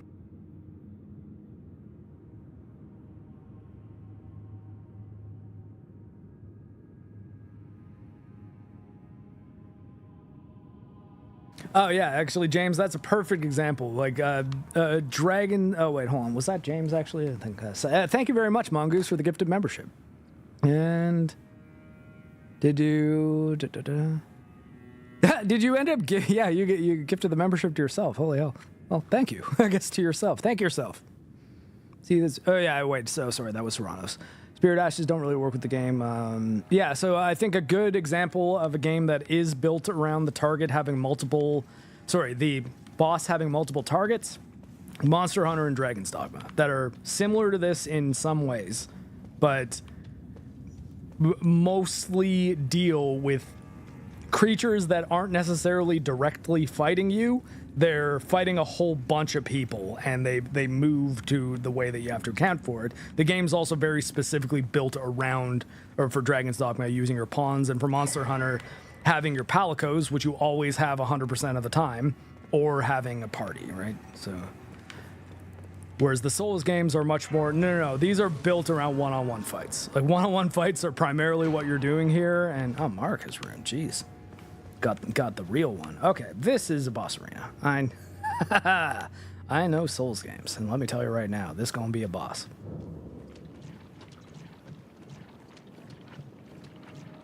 Or not? Did I just get to a new area? Maybe when I get to this thing. Seems like a thing that they really... Yep, okay, there we go. Alright, let's see how well I do on instinct.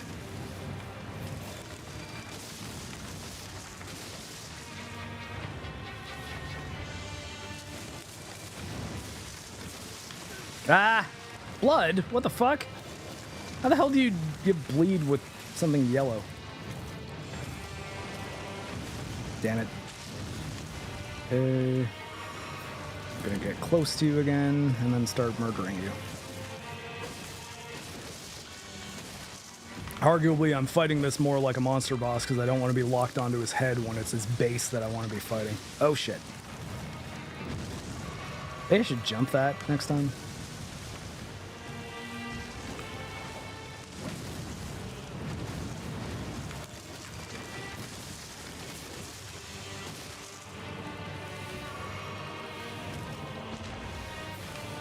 Stamina.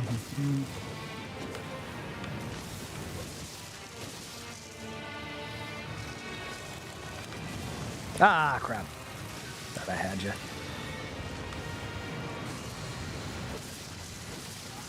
Shit.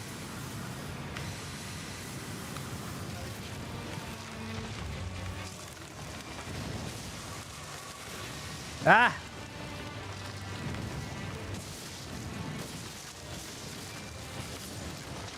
Okay, well, first attempt kill. Yeah, that... Or, do you have a trick to you? Is there gonna be another phase? I've gotten no thing slain. Okay, there we go. I knew that was too easy. Okay, well.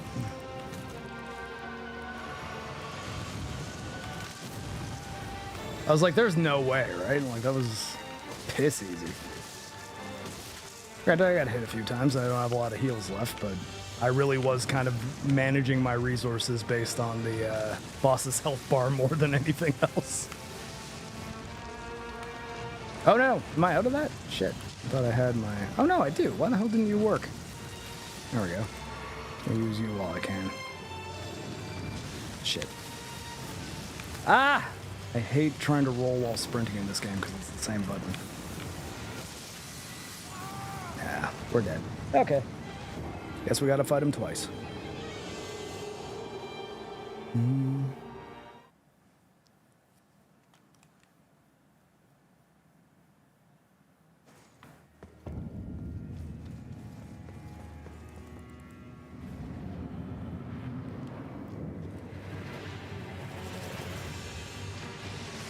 Oh, shit.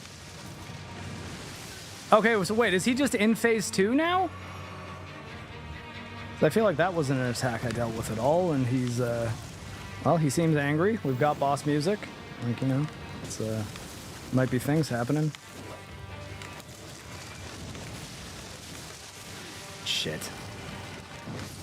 Okay.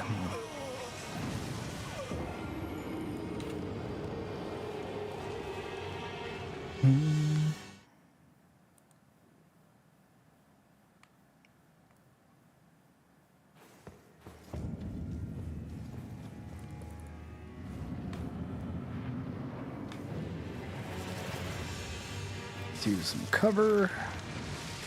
What the fuck? Just went right through the cover.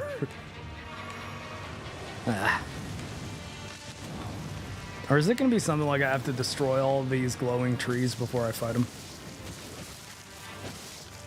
Because I realize they're quite easy to destroy. He just takes them out in one hit. I thought they were going to be cover, for which I could avoid things, but no, apparently not. God, stamina is my biggest problem here, though. Shit. It's a bad time to use me, weapon art.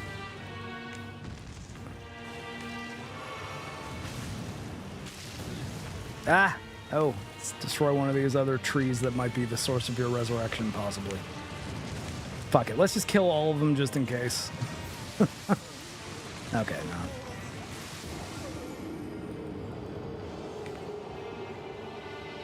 I can't tell whether that's decoration or if there are things I need to do so that the boss doesn't just resurrect.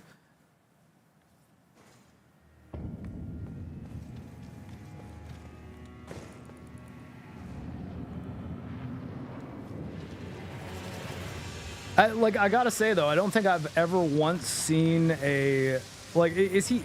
So is he in phase 2? He's not. Like, this is just phase 1 again? Just all of a sudden he's, like, way better? Like, what's up with that? Okay, well... Maybe I should see if I have any... Oh, the arena's just fire. Okay, well, at least then I'm not going to spend time trying to puzzle solve.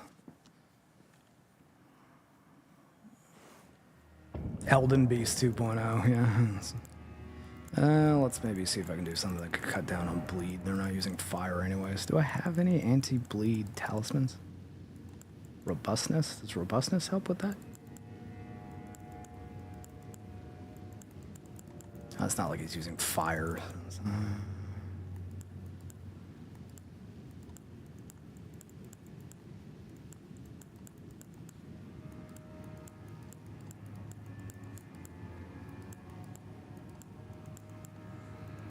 And here's the defensive ones. I've only got fire. Oh, is that? No, I guess it would be bleed because although the yellow makes it look like holy damage. I'm wondering, like, should I use that? Maybe I'll just use my jump attacks or better thing because it's a fight where I feel like I might be doing some jumping. There's definitely no fire, though, so that's an erroneous thing. Oh, wait, hold on. I can, though, equip a bleed thingy. Apparently I don't have very many of them, though. Unless 8's the maximum you can carry, and I have more in storage. Did I use a bunch of those during Moog or something?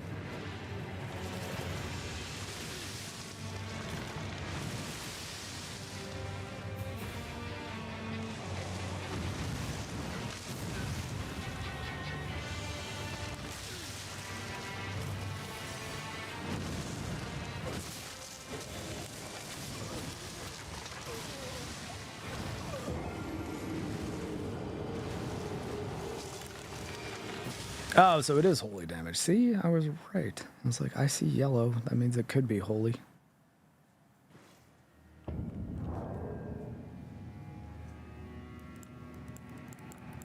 It is an Elden Beast-like fight, a boss that is huge and has like really, really bullshit attacks where he runs away from you and then launches things from far away that are hard to dodge. But Elden Beast isn't exactly hard. It just kind of sucks. It sucks that it's phase 2 of Radagon. That's kind of the big thing that sucks about Elden Beast.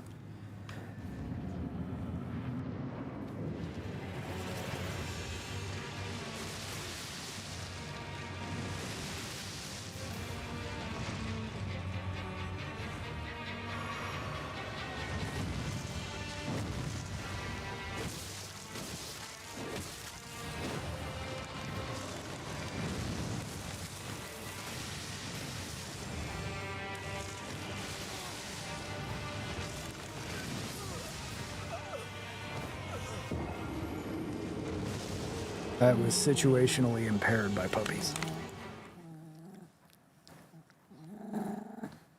Jojo, if you want to sit over there, you can sit over there, but then don't get mad at Rocky for being over here. He's a good boy. Yes, you are, Rocky. You're a very good puppy. He's very sweet.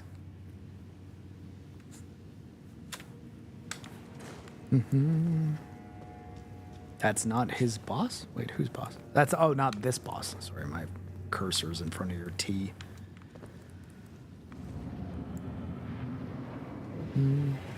I mean, this boss is definitely sending bullshit attacks at me from very far away that are like AoEs that are hard to dodge, so, like, I mean... And he does also seem to be jumping away from me, causing me to burn a lot of stamina trying to get close to him again, so, I don't know. It's definitely not the same kind of boss as Mesmer, okay? It's closer to... It's closer to... Oh, I can lock in the base.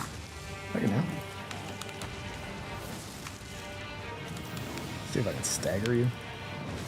Okay, let's run.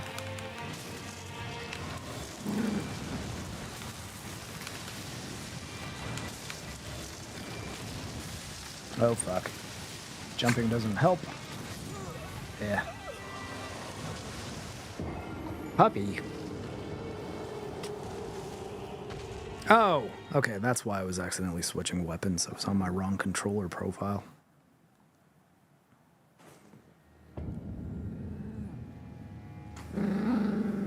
Puppies, you gotta settle down. Jojo. Here, Jojo. Jojo. Here we go. I'll tuck Rocky right here. And Jojo, you can stay over there on my legs if you want, or you can come up here.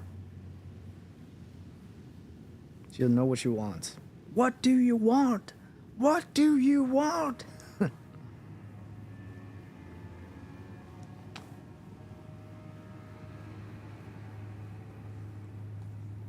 Hey, puppy.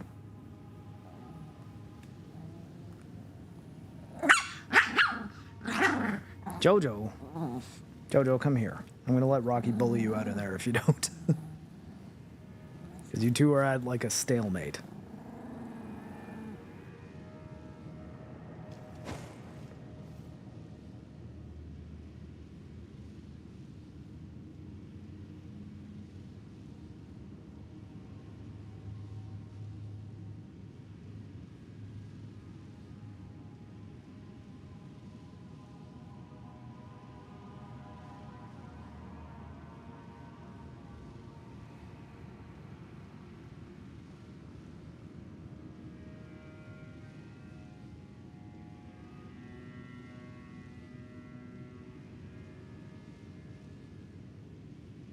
Alright, I think she's fine. Jojo, see, it's okay. Yep, also on the wrong controller profile. Yeah, okay, there we go.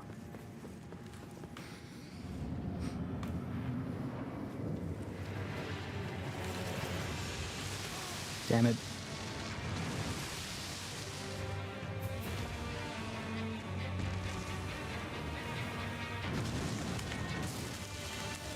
What the hell? I am on my right controller profile now. Why did I put away my sword?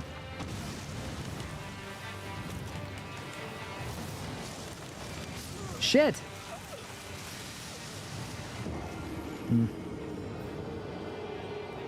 It's also kind of bullshit that if I hit the weapon art controls with only holding my left-hand sword, I do like a punch instead of just using the weapon art that's in my left-hand sword.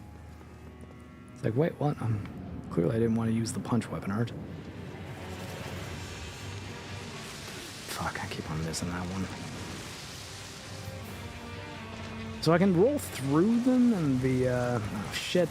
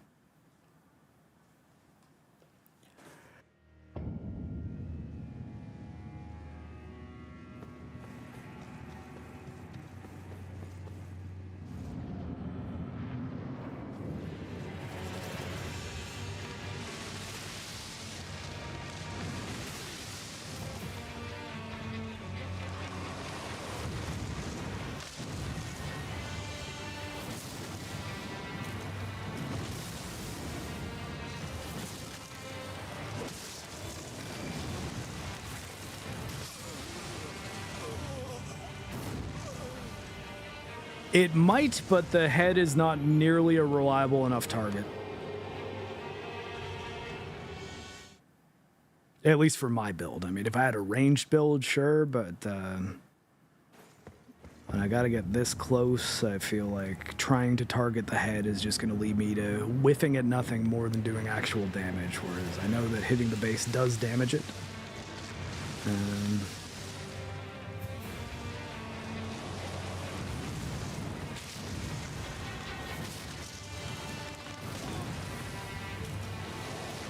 Shit. I could sneak that heal in there while we were doing the wind-up.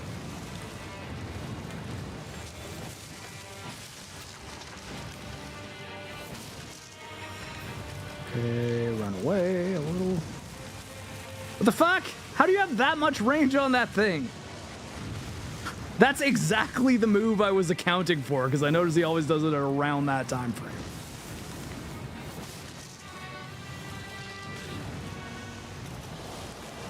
Shit. Balls. Okay, fine. Target the head.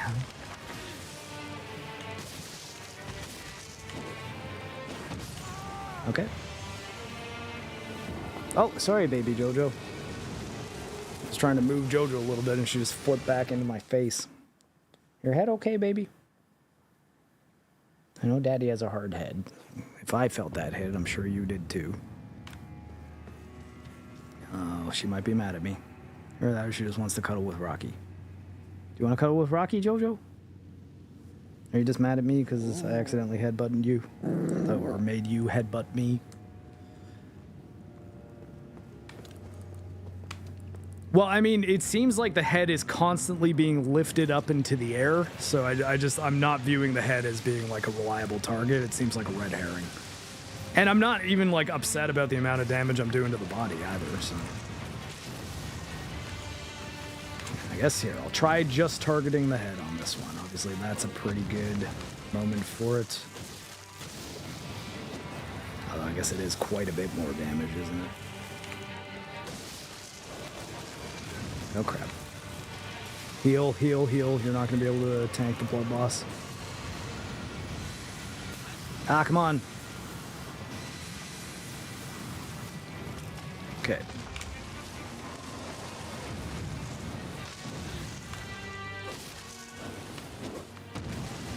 Fuck.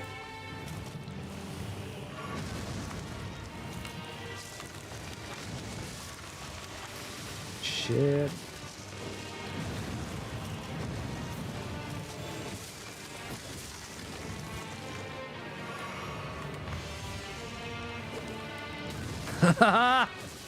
It's foiled. No! Grab, are you fucking kidding? Man, well. Man, I fucking one-shot this guy, and then I can't even get him down to his second phase again. Oh yeah, I do have coffee.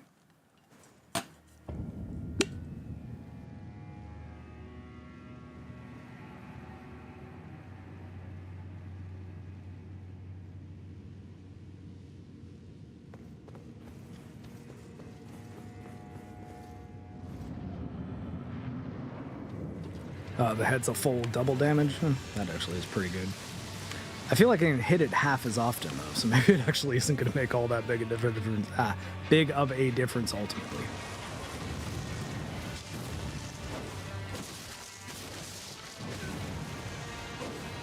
Ah.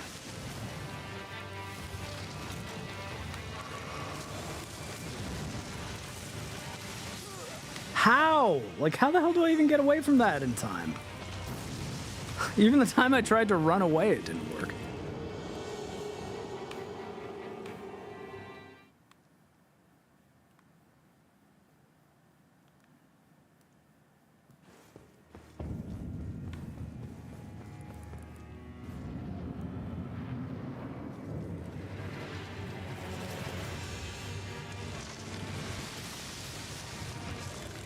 Yeah.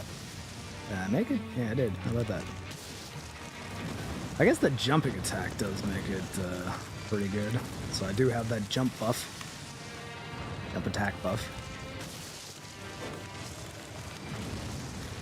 Okay, just... Oh, okay. So it's Millennia's fucking, what's it called? The waterfowl dance. You just have to be far away from it or you're fucked.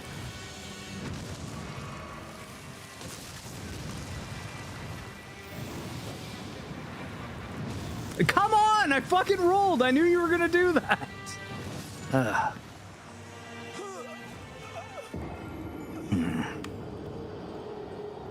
Build would be wrong if you're specifically talking about going to respec your stats. Well, no, generally when...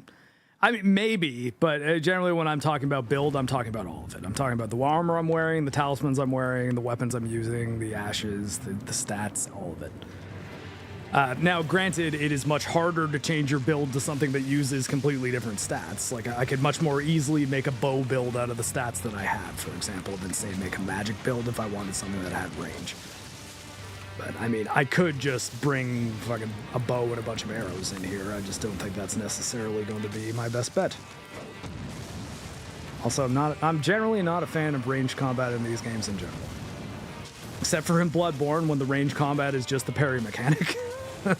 It's a disguised parry mechanic. It wants to make you think you have guns. You don't really. You have a parry. And 1, and 2, and 3, 4. Figured the shit out of that one. Oh, hell. Ah, fuck.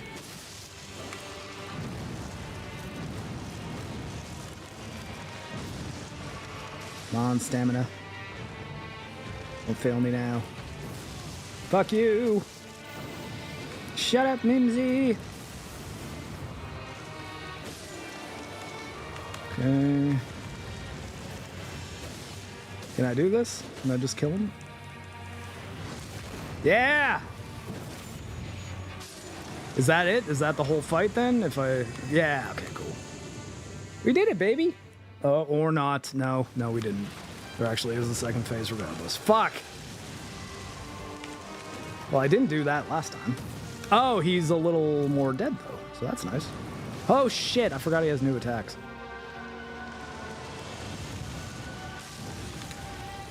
Okay, well, Now I don't think I have the heals to do anything but headshots. Okay, roll. Thank you.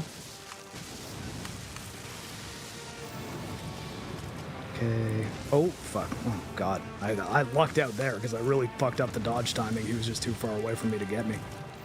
Oh, fuck. Come on, heal both. Okay, good. One. Oh. Okay, it is not the 4-strike one. He has a different one in this phase. Oh, shit. Okay, fuck off. Oh, damn it. He totally fucked me off by not throwing enough spells at me in that attack. It's like, one? I was like, what the fuck? Why aren't you shooting another 2 volleys of that at me? Shouldn't your attacks get more intense than the second round, not less?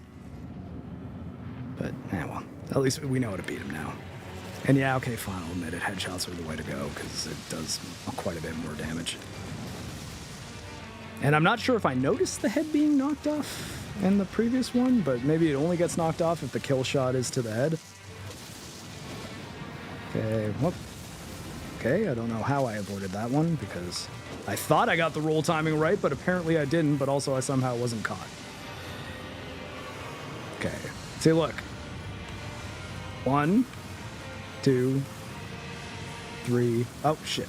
Okay, well, I fucked that up a little. But you understand that I at least knew what was happening there, so I could properly account for it, but the single attack was not, it's not agreeing with me, not agreeing with my playstyle. Oh, fuck. Okay, that was my fault. I didn't mean to go for that last swing. I should have gone for the heal. If he's against the wall, his projectiles can get stuck. That's fine. I don't mind dodging them. I didn't expect to only have to dodge one. I thought I was to dodge a combo of them and then go in and get some damage in.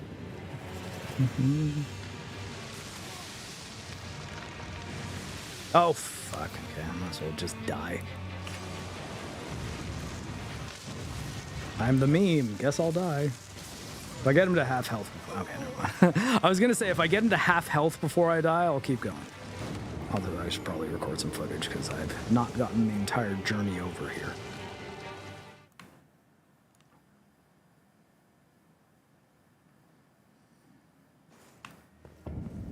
Actually, I'm Canadian, Alia, so we didn't have a 4th of July here. I mean, we did have the date July 4th, but we didn't have Independence Day. Our Independence Day is on the 1st of July, so Canada Day, but it's less of a big deal. We didn't really have to fight a war for it.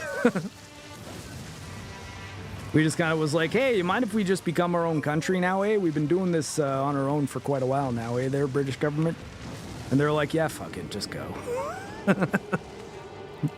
We already lost America. And we're like, oh, thanks there, bud. That's a salt of the earth move right there.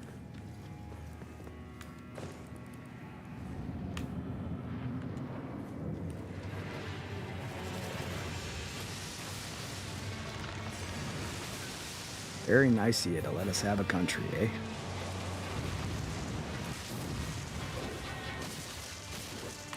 Ah! Roll, you idiot.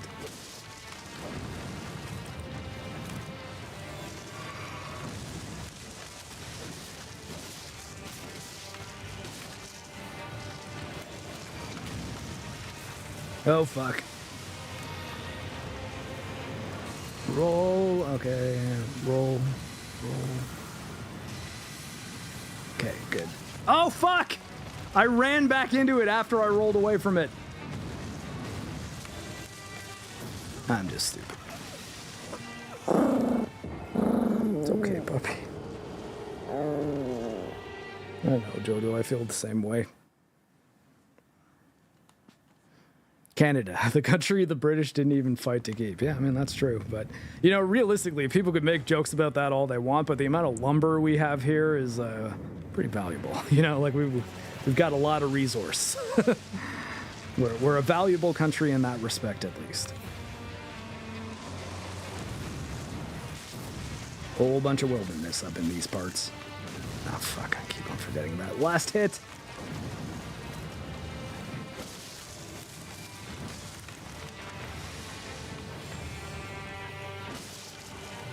Oh, fuck.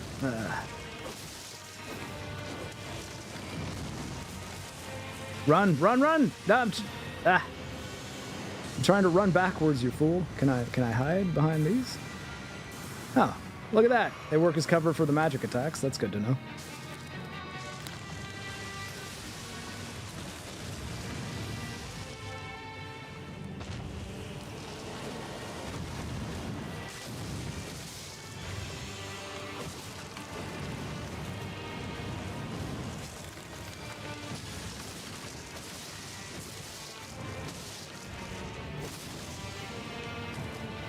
Ah! Am I dead? Oh, no. Not quite. Okay, come on. Man.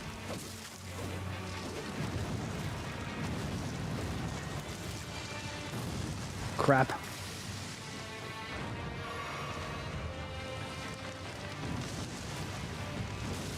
Ah! Want to hit you in the face? You fool. You damned fool. Ah, crap, I'm stuck inside you. It's like... Ah. Okay, well.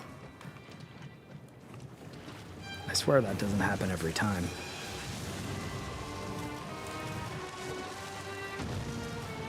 See? Told you he runs away from me.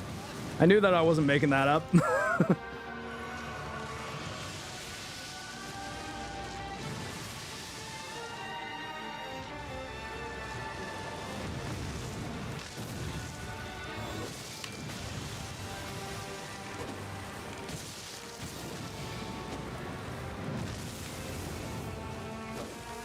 Seriously?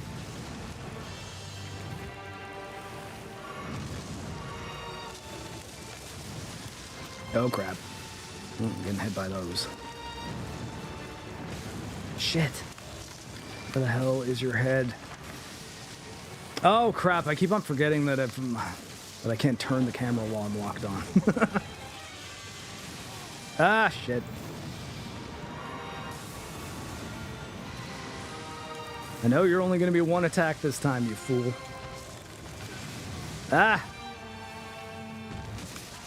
Come on, face. I feel like the headshot's going to be the only way I'm going to be able to kill you. Fuck you. Not you, Jojo, you're good.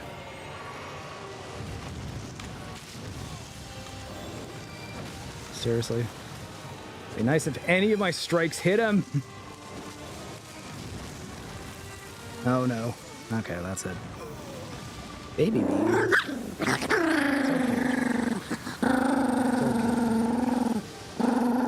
Jojo, I'm not moving you. I just need love. I just need love from my puppy.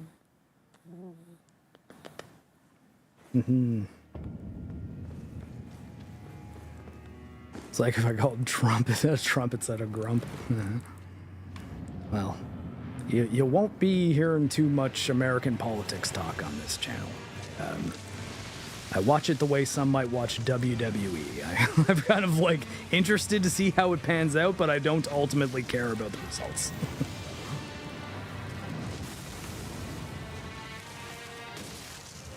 The way I look at it, it seems like your choices are asshole or zombie, and I don't know which one of those I'd go with, to be honest, so I'm kind of happy I do not have to vote in an American election this time around. Not that Canadian elections are much more fun generally, but, you know, not a politics show. That's the point. Oh, fuck. You're welcome here whether you are a zombie voter or an asshole voter.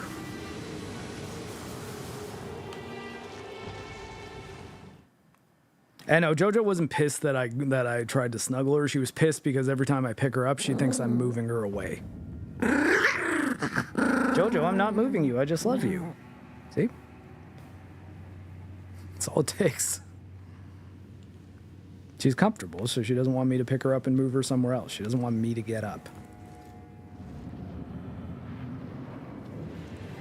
I mean, no, like that, and that's exactly it. I don't have a horse in this race and I can't vote, so why would I become, like, super active in American politics? That's silly. I find it strange when Canadians and, like, English people do so. I know a lot of them do, because it's like, well, the U.S. is the most powerful nation in the world. We have to care. I'm like, yeah, but you can't vote. So, like, what does it matter if you care? Unless you're like a political commentator, right? Like if you're a political YouTube guy, then yeah, you got to talk about American politics because they affect the politics everywhere, and that's your content. But we deal with video games around here. We're not that deep, or not that serious. We're plenty deep when it comes to the games. Ah, fuck. How? I feel like I was underneath that arm quite handily.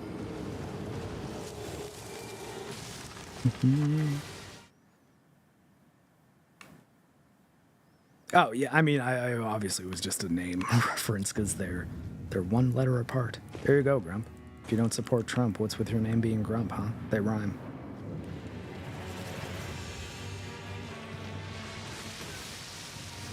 Change it to not so Leiden.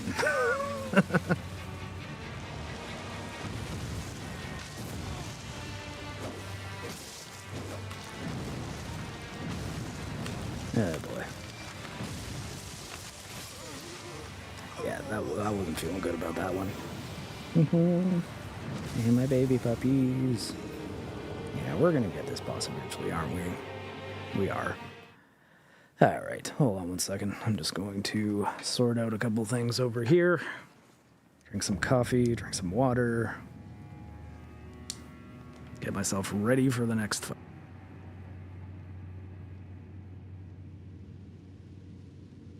I can't find my water.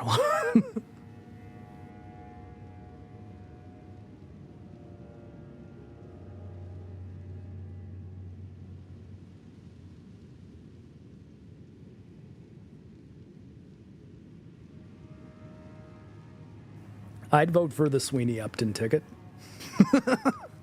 I don't even care which one of them's in charge. It's... Which one do you want to lead the country? I don't know, the one that's a busty blonde. Well, got good news.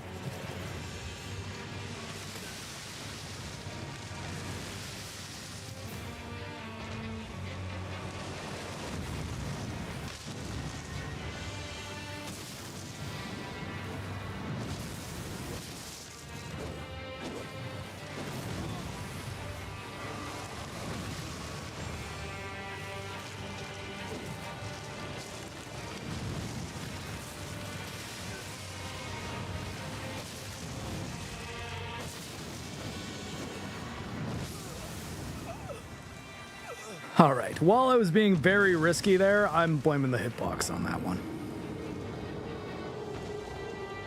As long as they're both on top. How can they both be on top? How does that work?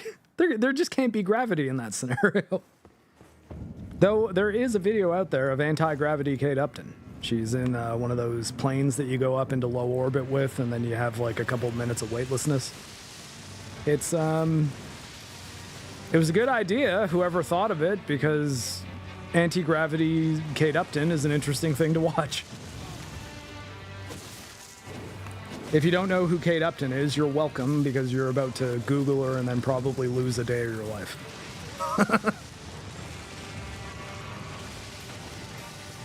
Though I guess she's not quite as famous as she was like 10 years ago. Maybe I'm dating myself here.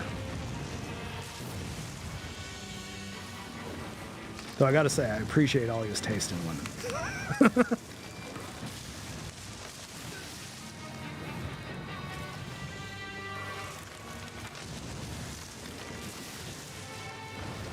Damn it.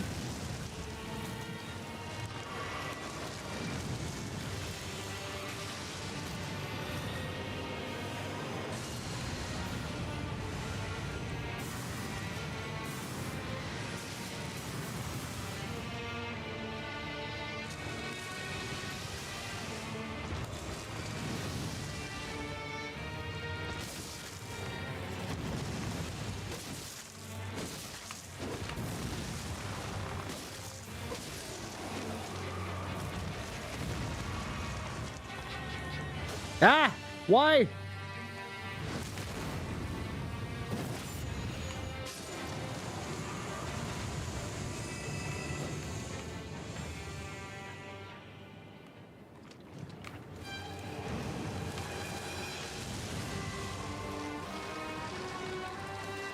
Ah, yeah. Charge attacks.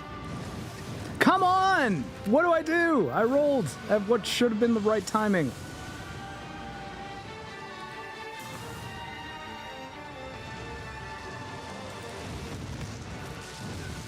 Okay. Damn it. Oh, God. Well, that was terrible. She's 30. Oh, yeah, man. I have no problem with a woman in her 30s. That is, I'm all about it. It's what I have chosen to spend my life with, at least for the next 6 years. But I mean, hey, have you seen Ming Na Wen? She's almost 60. Still would. Absolutely still would. If I were not married. Hypothetically still would.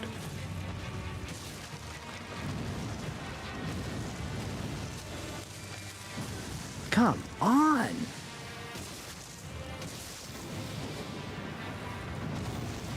Man, my timing is now off. Yeah, he comes back with like 3/4 HP. Oh, was I not dead? I thought I was dead.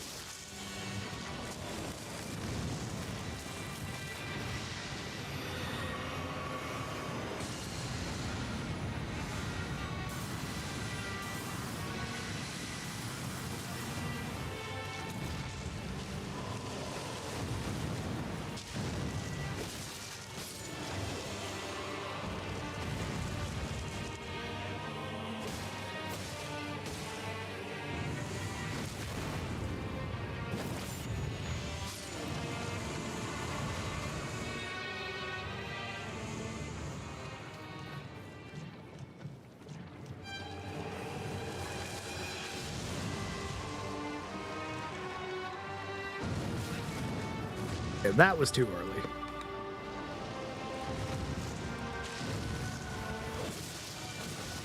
Shit. Could have sworn I had some more time on that one. Shit. Okay, that was me being greedy. Oh, crap. I really thought I was rolling away from that one.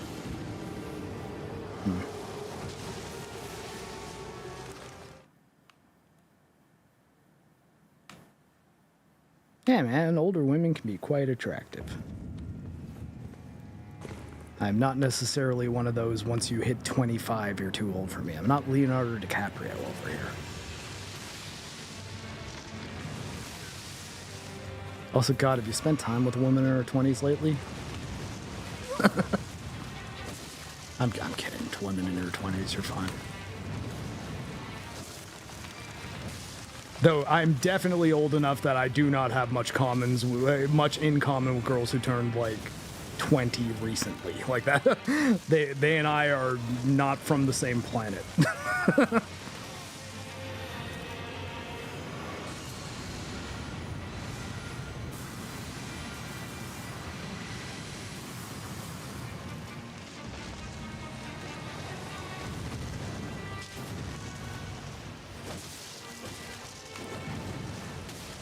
Ah.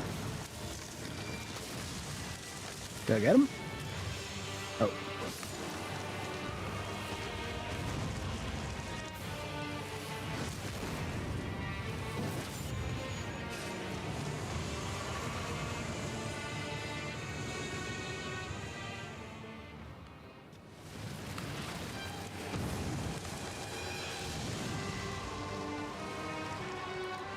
Ah! Okay, made it. No, didn't make it. What the fuck? You do it 3 times now? I thought it was 2. Okay, it can be 2 or 3 times.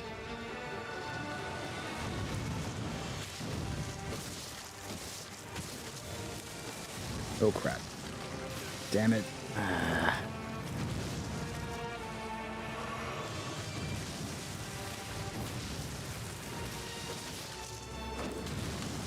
Shit. Damn it.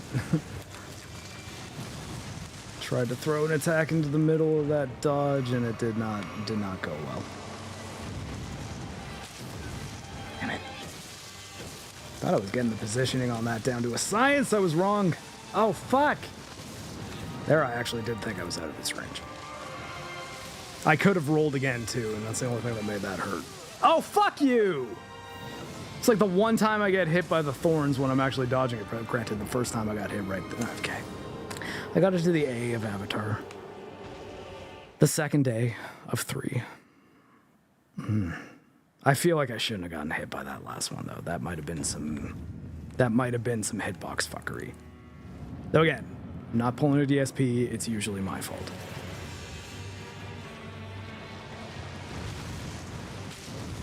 Yeah, the part about wishing you were 20 that you probably wouldn't want to go back to is not knowing shit. Like, I don't know how smart you were in your 20s, but or like early 20s especially. I was not really, like, as far as decisions I should be making and should not be. I made my fair share of bad ones. Not like criminal or anything like that. I'm not like anything that you'd have to be really embarrassed to be anything associated with. It's more just, no, I made decisions that held myself back from like being as successful and like well put together a person as I possibly could have been. Which, yeah, I mean, we can always do better, but I think I could have done a lot better, especially like knowing what I know about the world and life and my own values and myself now. I probably would have made very different decisions. At the same time, maybe I only got to be who I am now because I made those decisions. Like, that's a factor also. Shit. Okay.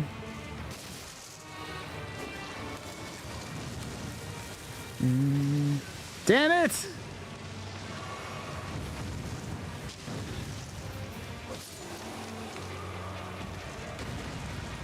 The range on that attack is a hair too wide. It's like if you start too close to it, you're just fucked.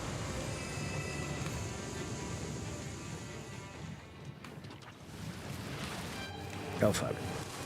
Ah, stop it. Let me... Right. Oh, no. Okay, maybe I was just too far away and they converged when they didn't otherwise. Oh, no, head, target head. Why are you not moving the target, right stick? You do nothing else when I'm locked on. Okay. For some reason, I was trying to switch from the body to the head, where I needed to be to do that move I'd kind of learnt, where I can roll in towards that double thing, back up a little bit so that it doesn't hit me, and then get a bunch of clean hits in. And yeah, that sucked. Because I just well, see, look, now it's working. Now I'm switching targets like it's Target Switch Monday. It's Friday.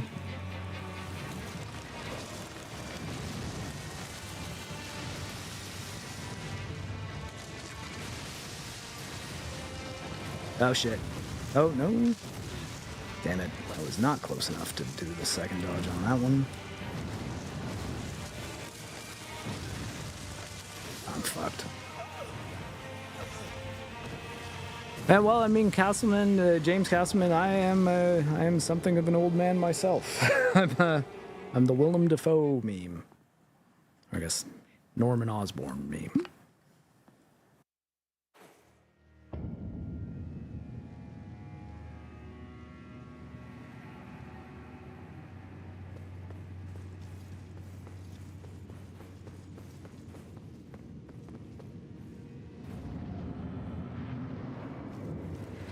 The alliteration would have been too easy.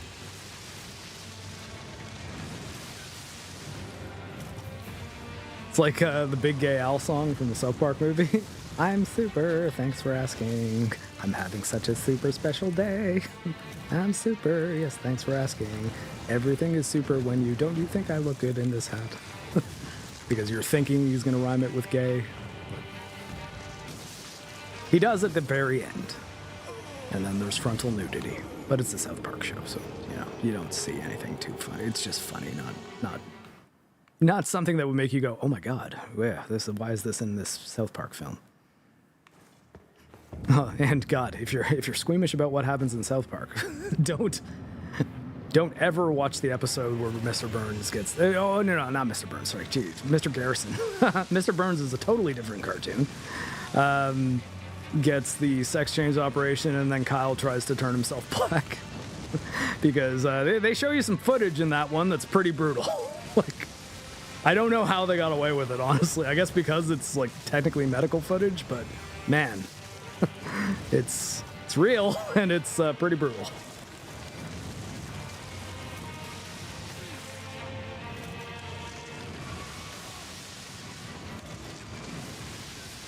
Oh, get out! It happened again!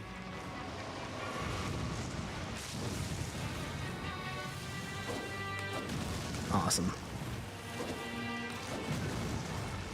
I'm just dying.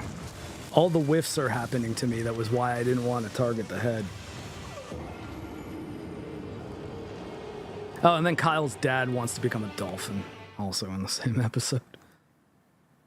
All of them achieve their means via surgery to varying levels of success.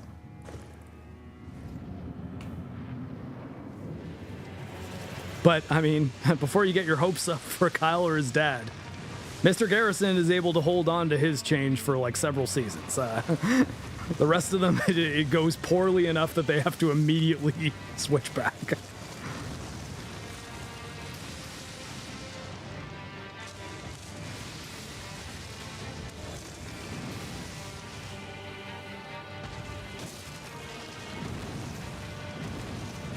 Oh, come on.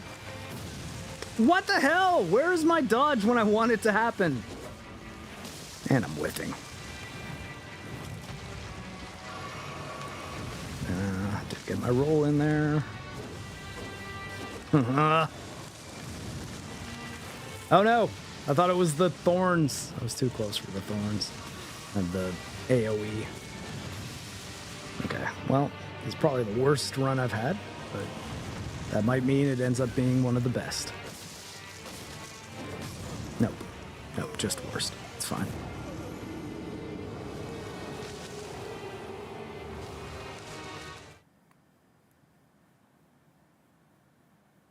I actually kind of wonder if that episode would be considered phobic by today's standards. I've not gone back and watched it in a little while, but I feel like equating God, I almost said Mr. Burns again. Mr. Garrison's surgery to Kyle and Kyle's dad's. Yeah, it might be. People might not react to that very nicely. Because I guess it's mostly about the motivation. It's like, oh, well, I just really identify with dolphins, so I want to become a dolphin. If I can just change myself to be whatever I want, I shall be a dolphin, sir. And it's like, well, that's. I feel like a lot of people might not take that very well. But I mean, South Park always kind of gets a pass ultimately, don't they? Like, ultimately, I don't think anyone wants to be the people telling South Park they can't joke about something, except for Tom Cruise. Which, granted, love Tom Cruise. I think he should have had a better sense of humor about the Scientology episode, but I suppose it was also, like, directly shitting on what he considers a religion, so his religion, one that he's, like, basically the god of at this point, is he not? I mean, if Scientologists do have a deity, how is it not Tom Cruise? Right? Like... It's like him or Travolta. It's probably not Will Smith at this point. Yeah. Like Will set himself out of the deity running last year, a couple years ago, I guess. It's been a while now, eh? Oh, shit. Yeah, you identify being rich. God, no, like, you got surgery to become these dogs? You're out of your mind? They'd They had to figure out how to fit all your organs into whatever kind of small size they can get you down to, man. That would probably be pretty brutal. You're also definitely not keeping your humeruses. Humeri? Your arm bones, your upper arm bones. Or you're only keeping your humerus and you're losing your radius and ulna. But I think you still need your hand, so I feel like adapting the radius and ulna to the shoulder socket would probably be the move. This is not a surgery which I condone, everybody. You should never be a puppy. Let the puppies be puppies.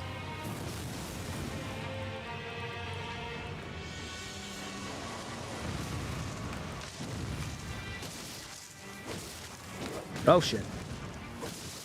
Hey, how are you not dead? Oh, man. I can't believe it.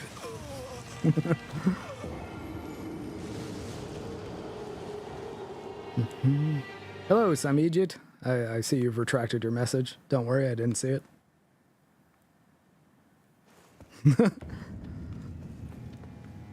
I'm actually not kidding, I didn't, so... hopefully it was something nice that you just spelt incorrectly. Or hey, if it was something mean that you decided to delete, then thank you for being courteous. There's something to be said about when people realize they've gone too far and at least try to make some, like, you know, concession for it. So, you know.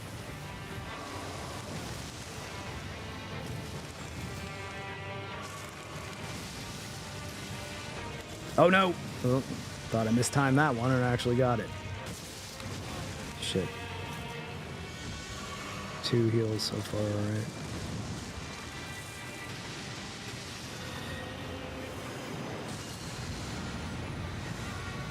Oh, come on!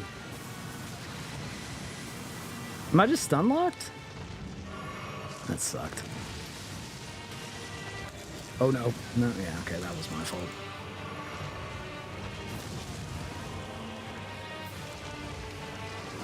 Ah, you dick. No, why? Hit me in the ass for a little.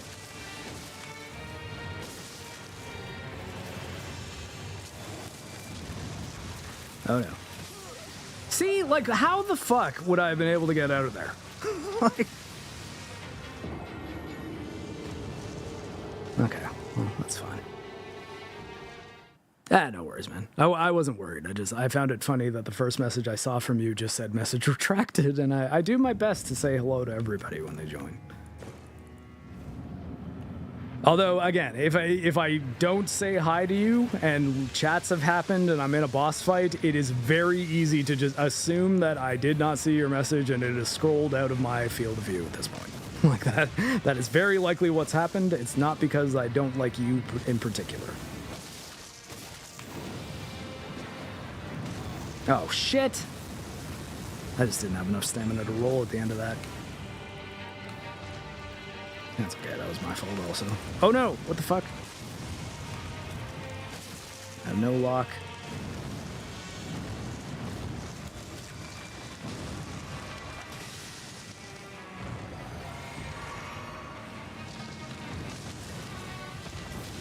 Come on! Oh, balls.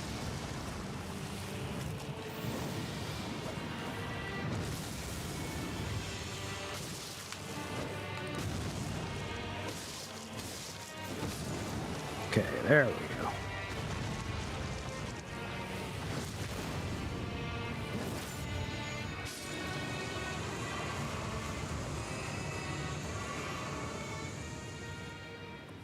So now is he, I feel like he is gonna do, because he did the charge when I was close to him too. So there and go.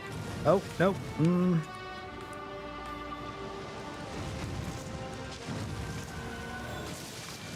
Oh crap.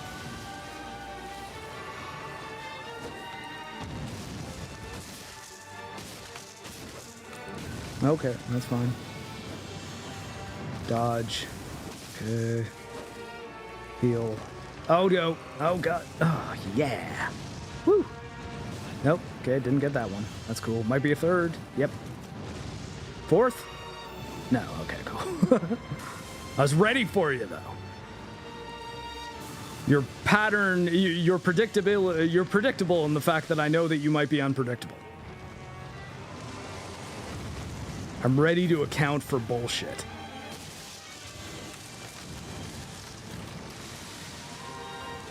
Shit. Did I lose my lock? Okay, there we go. Oh shit, okay. Well, it's just trees and thorns. Okay, we're too far away to effectively dodge thorns though. Okay. Awesome, we got this. Oh shit, okay, maybe not. Damn it, I thought that was gonna be the last time I'd have to kill him. I might actually die. I shouldn't have said we got this.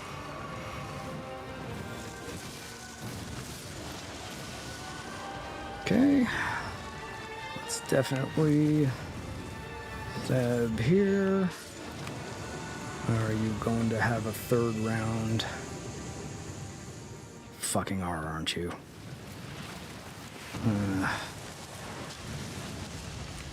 Okay. Oh, the health bar didn't even get... Holy shit! What the fuck?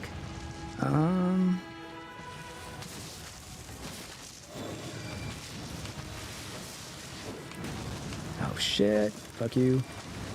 No! Oh. Damn, you're bullshit AoEs, Shadow Tree avatar. Great. Okay, our last heal. Okay, we are no longer healing. Oh crap! Are you... Nope, not doing a second charge, but I can't get hit. Okay. He gets weakened? Oh my god, I didn't wait long enough. Shit, okay. Well, I feel like the third phase is easier. I fucked up on a couple things. It's complete in its incompleteness. I didn't even realize I was doing that. I was doing the H-Bomber guy quote.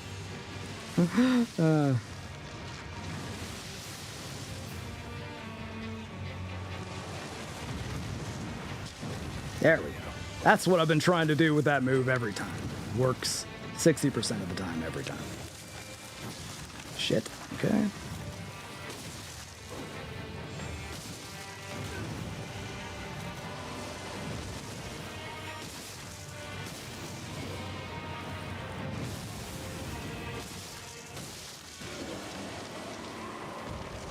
Boom. There's a one heal phase 1 for you. And the heal even happened after the phase. Just getting that out of my way.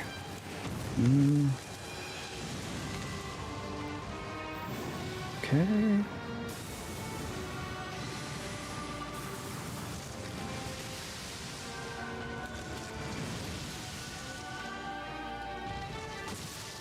Okay.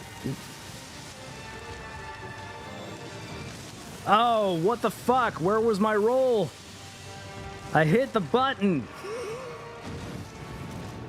Just like I did that time, and this time, and maybe the third time?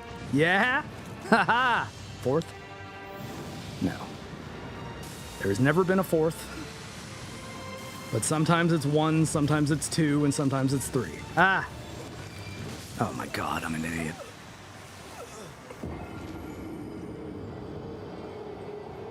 I feel like, yeah, Dark Souls 2 people still genuinely think Dark Souls 2 is an incredible game, and they don't listen to the analysis as to why. They really don't. They just think that you're making it all up, so they don't watch the video, they don't read the article, they don't listen to the stream where the person explains it. They just say, oh no, it's great, I love it, so it's good. Like, it has like massive problems that the other Souls games don't have, but no, it's actually the best one, guys.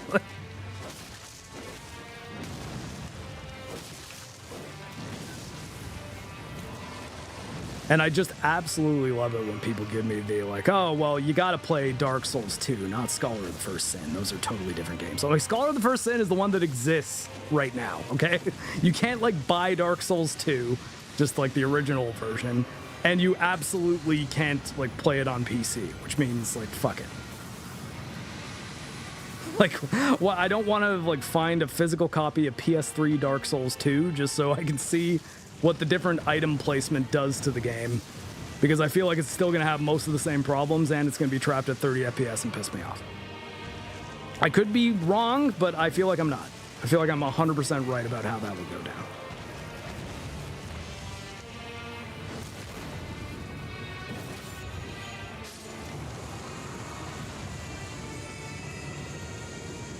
I mean, Grump, when do you really see me arguing against Elden Ring's issues? I just like a lot of things it does despite those issues. That is different than saying Elden Ring is actually the best one. Like, design-wise, Dark Souls 1 is probably always going to be the best one. Even though the last half of the game falls apart, which makes it a little bit tough to want to go back to, because I always know that I'm going to have to end up doing, like, Tomb of the Giants and stuff. But I like replaying Elden Ring. I think Elden Ring's really fun to play because the controls are very tight and it gives you a lot more options, like jumping and dual wielding that doesn't require the kind of scaling that Dark Souls 2 does, where you have to double grind 2 stats. Oh, not me. Okay. I mean, yeah, I guess that's been the Elden Ring defense for the difficulty in the DLC. Like, yeah, Pulp Fiction, that's why we brought it up, because I said that this boss's only predictability in that the amount of attacks it fires at any given time is unpredictable. And I actually I came to that organically. I wasn't even trying to do the H-Bomber guy thing. But I'll never forget just how that sounds, though. It's complete in its incompleteness, you see. It's like, what does that mean? How could it... How does that make sense? It's like you're saying, oh, it's supposed to be incomplete, so it's totally done, even though it feels really incomplete. It's like, what? How, like, can't anything that's unfinished just use that? Be like, yeah, we wanted it to be this way, so it's not incomplete. It seems incomplete because that's how we wanted it to feel. What? You just made something that doesn't feel consistent or like an actual world which exists. You didn't do anything crazy there. You just didn't write lore as well as you did the first time.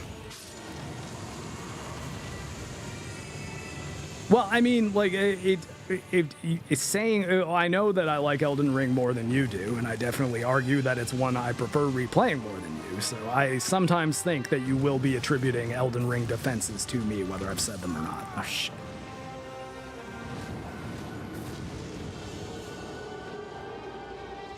It's not that. It's I intended to be retarded, not pretending to. It's like, no. Me being retarded was the point.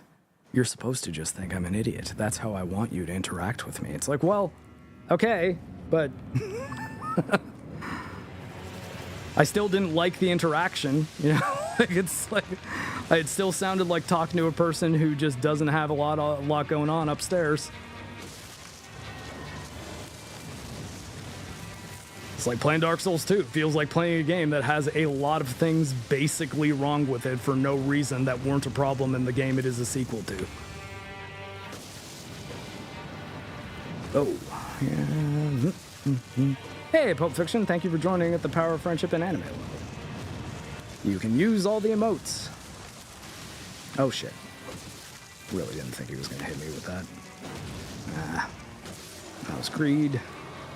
Still just one heal, that's not too bad.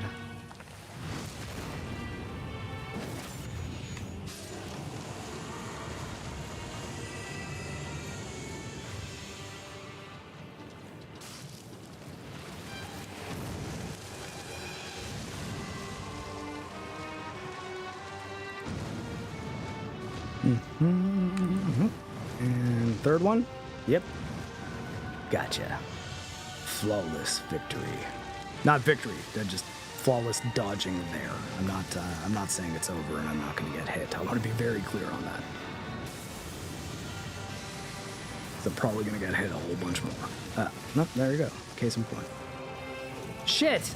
Ah. No, no, no, no. Get me out. I can't even see where out is. Ugh. Yeah, I don't like camera difficulty, and this boss has a bit of that going on, I guess. I can't see the thing I'm trying to attack is not the thing I want to be challenged by.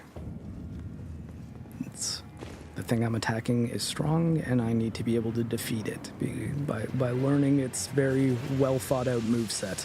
Not, oh, okay, well, we'll make it really big, and we'll have the camera not have any kind of redesign to accommodate.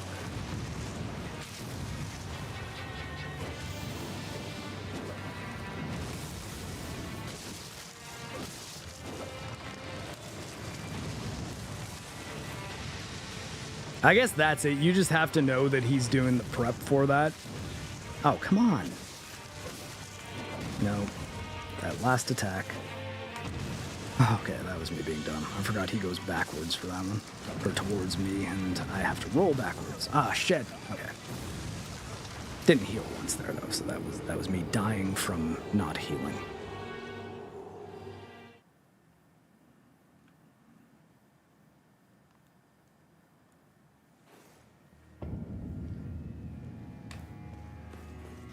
I mean, like, I think that the only thing that you would have to change to make that an inarguable statement, James, is just say Bloodborne is your favorite.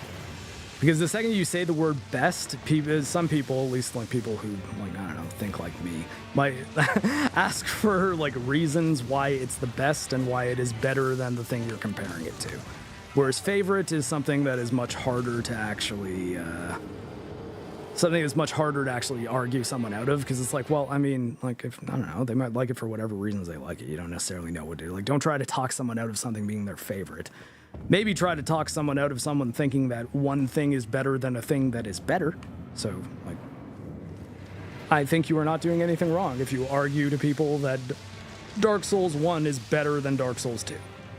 It might not be a great way to go about it if your argument is to tell a person whose favorite game is Dark Souls 2 that they should not have that as their favorite. You might be ultimately teaching them the same lessons, but people are definitely going to be more receptive to the you can have your favorite and it doesn't matter the reason than saying, oh, no, you can't like something that I don't like, you know? Whereas, I mean, calling something the best that has a thing that is objectively better than it by, like, measurable degrees is it's a lot harder to make that make sense. Oh, shit. Well, I'm dead.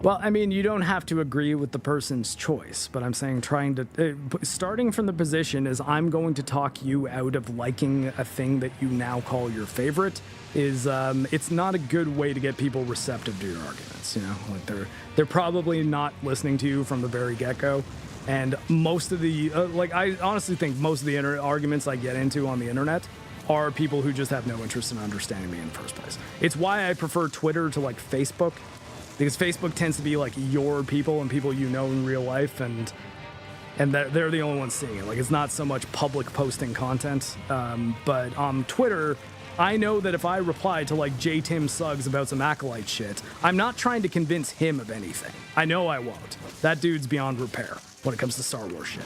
But there's other people who might just like Star Wars because they're used to saying, I enjoy brand lightsaber good, and haven't really ever thought about it that much, but have this creeping feeling in their head that all of this stuff, despite having even more lightsabers than ever before, is kind of shit. And why do I think that? Some of those people might actually be pretty receptive to an argument like, why does he say that the helmet blocks the Force so you can't read my mind, and then say the helmet is a sensory deprivation tank which he uses the Force instead of his senses to see and hear out of. Like, well, those two things kind of can't exist. Like, does the helmet block the Force, or does it keep the Force in? Like, you know? Or like, sorry, does it block the Force, or does it allow you to project the Force out, but not in? You can't send Force in and not out. Not even touching the fact that, like, ultimately, Jedi's mind reading is not something they do. You know, like they can sense someone's feelings, sure, you can trick a weak-minded person into doing something, but we saw what happened when Kylo Ren tried to extract thoughts from Poe's head. It didn't go well for Poe. It was excruciatingly painful. And that's their canon. That's not EU. That's fucking Disney. That's their first big thing that they did. And they established that extracting thoughts is tantamount to torture. Like, you're basically excruciatingly tearing their thoughts out of their brain. That, like, I don't know, man. It's just, it's like, oh, the first, oh God, man, Acolyte pissed me off so much. It's like, I just can't believe that show cost $22 million per episode, and that some of that, any of that money was spent on writing. The percentage would have to be super low for me to be comfortable with it, to be honest. Like, it would have to be like, hey, you know, we're talking like 0.05% of the budget went to writing. I'd be like, okay, that makes more sense. That's...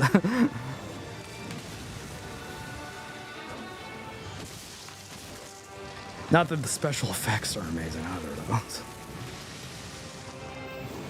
Well, but that's the thing. Rey's force sensitive. A force user, like, because I mean, granted, that's like the first time Rey uses the force. Although apparently she was using the force while she was flying the Millennium Falcon. But there's a reason why Jedis aren't trying to fucking Jedi mind trick Sith Lords into killing themselves, and it's not their ethics. Because Mace Windu would have, right? Mind tricks don't work on the weak-minded, and you need to be strong-minded to have any ability with the Force. That is not, a weak-minded person can't become a Jedi. Fuck off. That's like, you shouldn't ever be able to read a trained Force user's mind, especially. I guess Rey wasn't trained, to be fair, but at least they established, hey, if you know the Force, you can block this shit. And they were suggesting that because Kylo Ren is like in her, I don't know, Force dyad or something, that she just like downloaded all of his training, which is retarded, but it's what they're going with.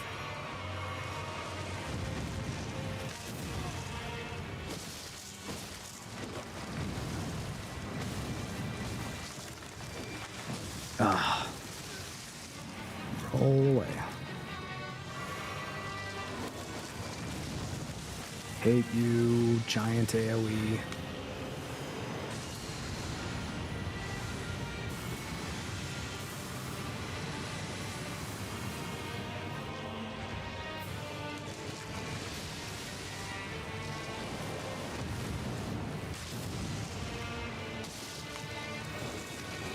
Damn it. Ah. Thought the new rule was anyone can use the Force. I mean, yeah, so then how does a Jedi mind trick ever work, right?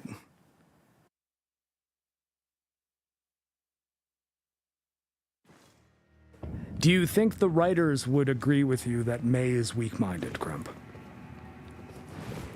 Do you think if you said that to them, they would say, yeah, obviously, that's how we wrote her? Or do you think they would immediately start arguing with you? You can't just analyze the characters. You have to almost analyze what the writer's intentions were, because with the level of quality that these people are writing at, you should almost assume that those things are not going to match up. That whatever they're intending to do, they probably failed somehow, so just ask them. And it'll make you even more sad, because you'll realize how far off they were from their mark.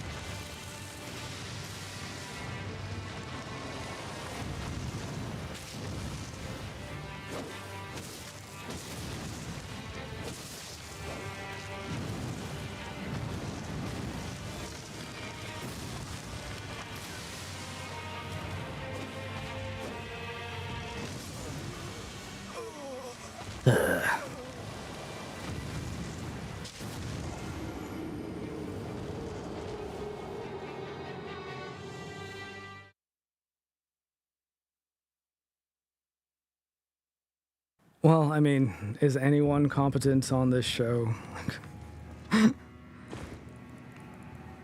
Like, really? Is even one character comfortably described as competent and, like, doing smart things? Because it's not Soul. We want to say it's Soul because he's, like, the best actor that's on the show. Although, I mean, realistically, like, Manny Jacinto is pretty good. I think he'd be a fine actor to merge this as the... what's it called? The Harrison Ford / Oscar Isaac and Adam Driver of this Star Wars project. It's like, well, no one came out of that one except for this dude because he's actually pretty good. Like, you just immediately give him every role that was to go to Ezra Miller and we will wind up with better films.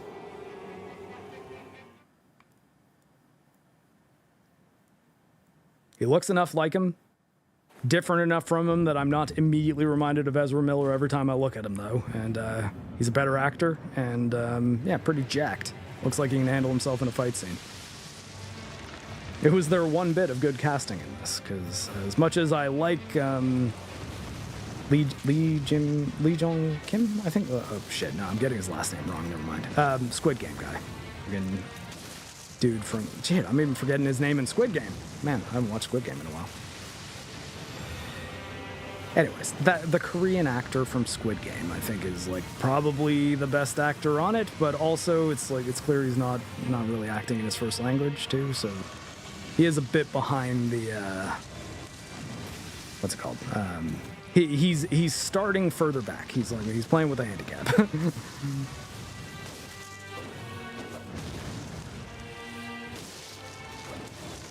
Well, no, you don't need to be ripped for a lightsaber fight, but you know what helps? Being athletic.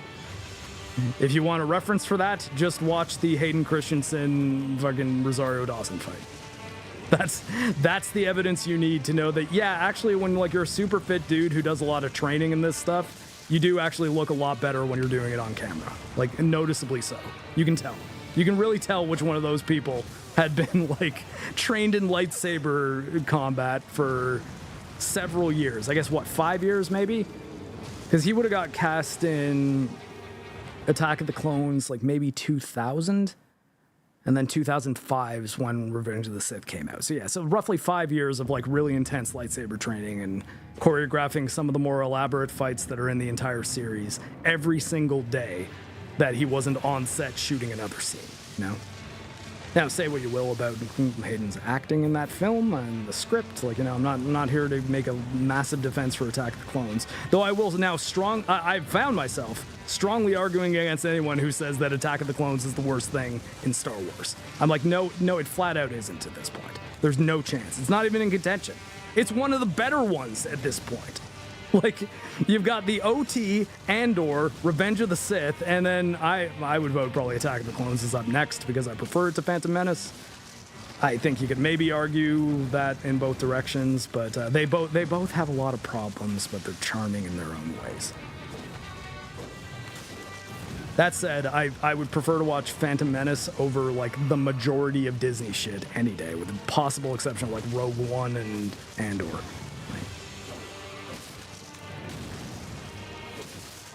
Oh shit.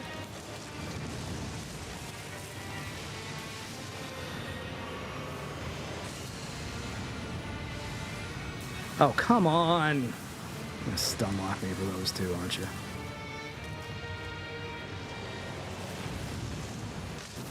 Ah!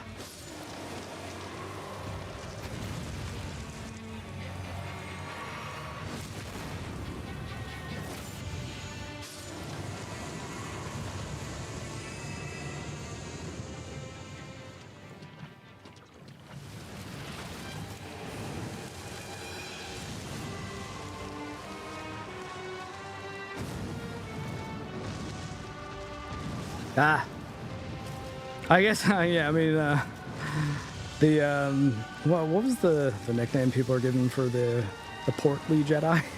I think, his best defense, like, for, like, reference from the movie, which defends his physical form, is size matters not, probably for Empire. It's like, well, no, I mean, you know, size matters not, so why can't I be a Jedi? They're like, okay, well, at least you're pulling a reference, you know? I'll give you a bit of credit for that one. Yoda does say that. Don't think he exactly means it like that. Oh, shit! I really thought I was far enough away from that.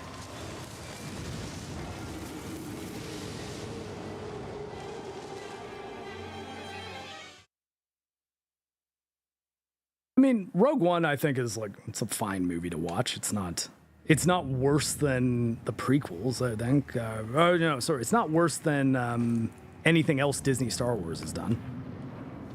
Except for Andor, really. Because really, like, what else have they got? It's Andor and what? Like, Rogue One's kind of the only other one that's, like, somewhat still liked by people that care about Star Wars.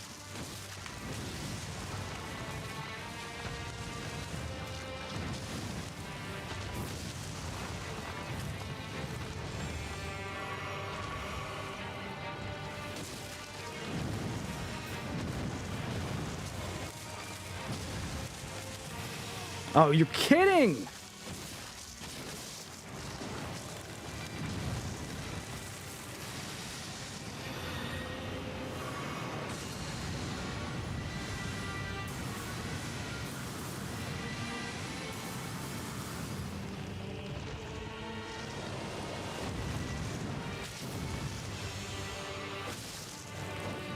Ah.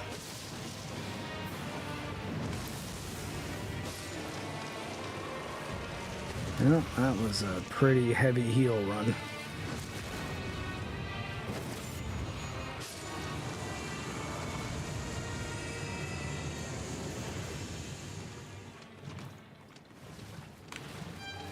I mean, yeah, diabetes does actually care about your size and your sugar intake, which affects your size pretty dramatically.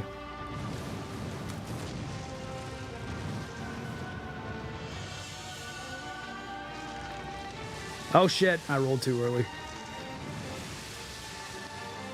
That one was my fault.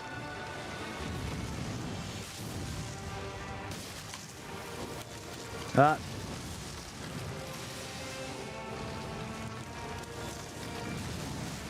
Balls. Oh, I actually just tanked my way through that by iframing. I was lucky.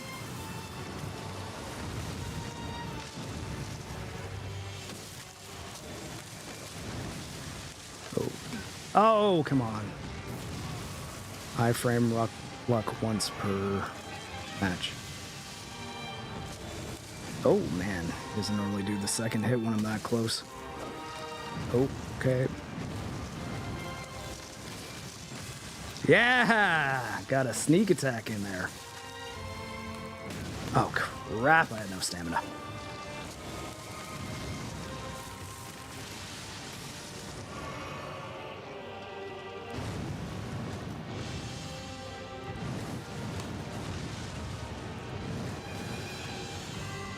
Okay.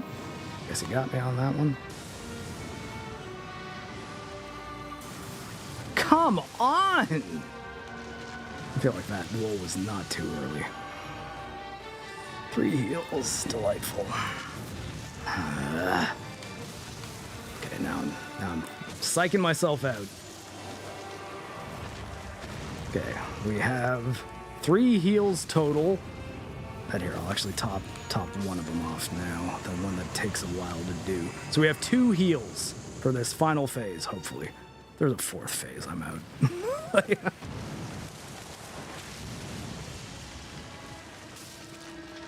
Oh yeah. Get a little bit far away from this. Oh shit! Okay, well I guess we'll okay, so that definitely was a different attack than the previous one, right? Because I do want to be closer to that one so that I can actually what's it called? You know, hit him while he's staggered. Because he does stagger himself with that attack, which is nice. But, oh crap. Okay, lucky on that one.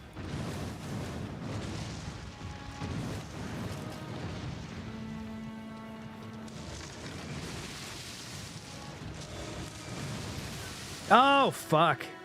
Okay, well, that's it for healing.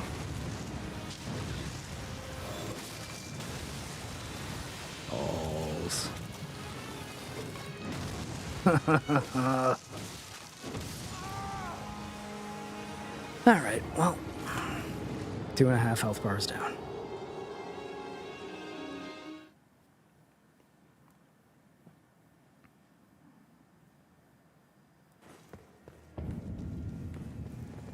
Well, no, the second time he used that same attack, it bursted twice, and that time it bursted once. And I remember the first time I did it, I just dodged the first burst, and then he was like totally vulnerable for a moment, so I had a lot of opportunity to get some good damage in on that head.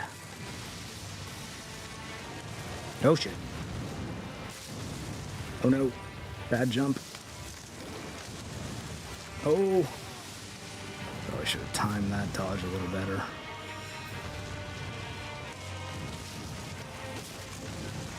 Really? Did you hit yourself in the head to hit me that time? Ow, I'm dead. Oh, or not.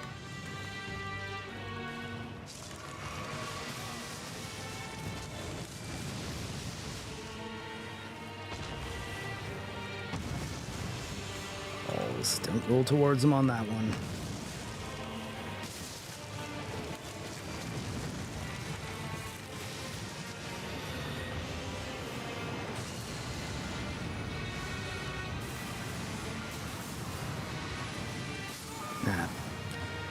Okay.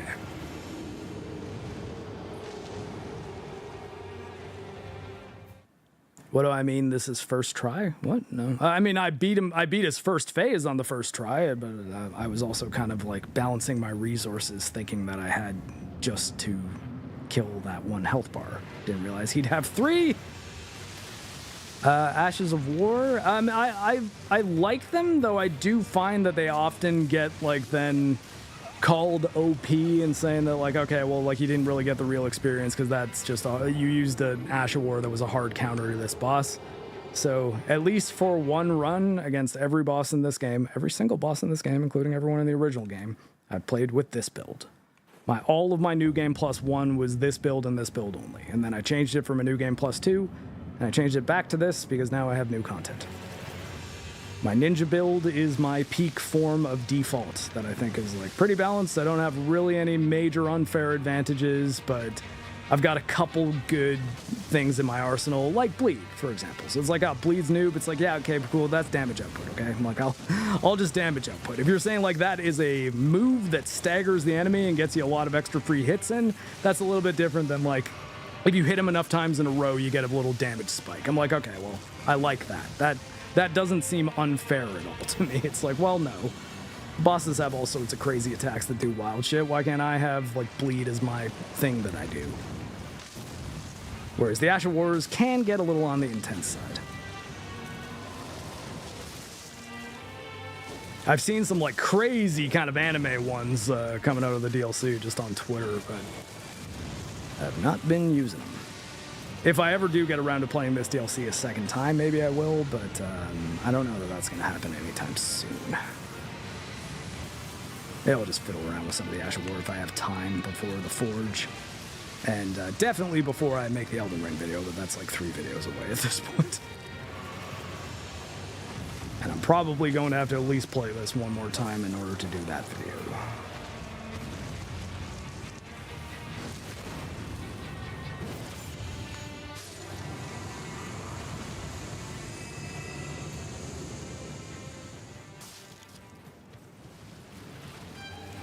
Well, I mean, I guess like it's kind of the reason why I don't really like the skibbity grind. It's like no, like I've got my character where I want it. I don't really want to have to be thinking about making my character more powerful or like changing my build entirely. I would really just like to have new bosses to fight as the guy that I spent a lot of time building, you know? Because, I mean, like, it's not like, oh, well, if they didn't have the skibbity fragments, like, new players would just be able to fly through the DLC. It's like, no, everyone that's playing this fresh, like, you still have tons of shit to do, man. And, like, I worked hard on this character. He's my primary character, my PC character. And, yeah, Bleed's been around for a while, but in Elden Ring, it's been criticized as being, like, noob behavior. either. I don't know. I don't know that I agree on that. It's definitely powerful, but I'm like, is it game breaking? Like, I don't think so. It's just you get a bit of extra damage if you can lay on damage consistently. Because the bleed does go away. You don't just like get a certain amount of hits and then it procs automatically. You do have to be like consistently hitting the enemy. So I still think there is even skill in using bleed. Like you can be better at using bleed or not, right? Whereas on my first playthrough, I discovered the Hoarfrost Stomp during the Godskin duel, and I was like, oh, okay, this is my weapon. But then it was like, oh yeah, that thing just kind of breaks every fight. And I didn't really have a good argument against it. It's like, yeah, a couple of those fights did kind of break because I just kept them stun locked. Like most of the fight, they were stun locked and could do nothing to me. So, oh fuck.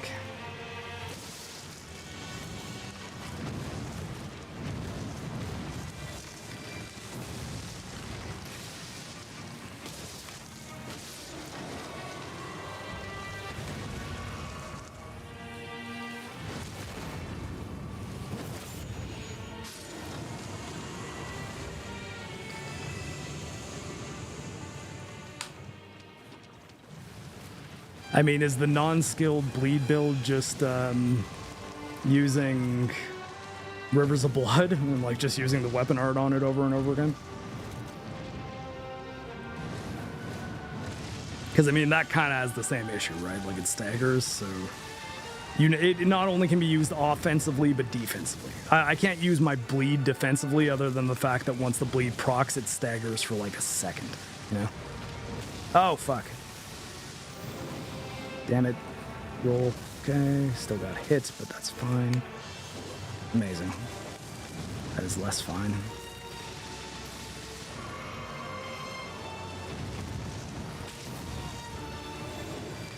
Shit! Oh, dick.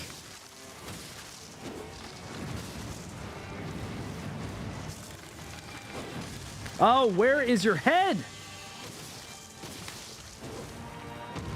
Oh my god! Damn it! Jumped curb swords? Oh. Yeah, well. Never started calling bleed OP. A bleed proc balances out the DPS difference between strength weapons and... Yeah, I know. Oh, I mean, like, if Rivers of Blood doesn't stagger anymore, it definitely used to. Like, you can just level Millennia with Rivers of Blood.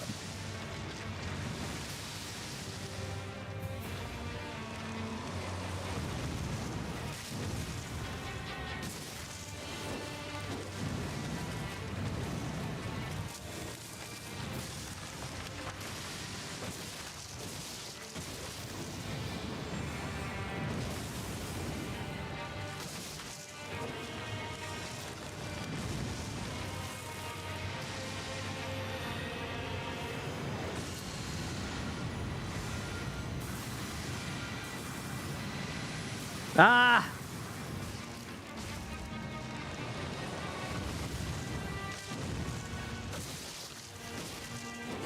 Damn it.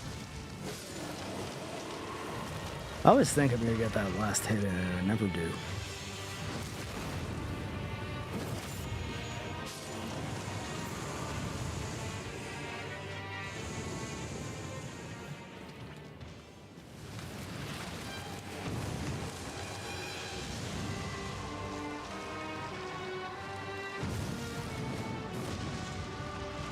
Oh, fuck.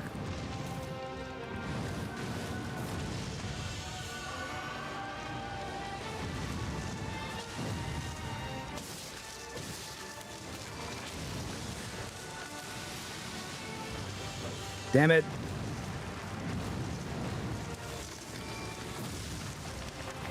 Oh, fuck you.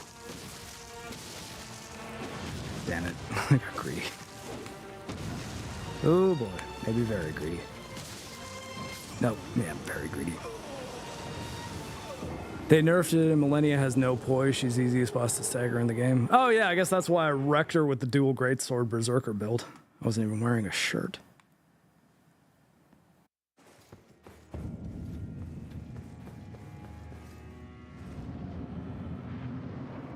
I just jump attacked her till she was down. Although, I mean, she didn't stagger very quickly, to be fair. I think I only got her staggered once in the first phase when I beat her.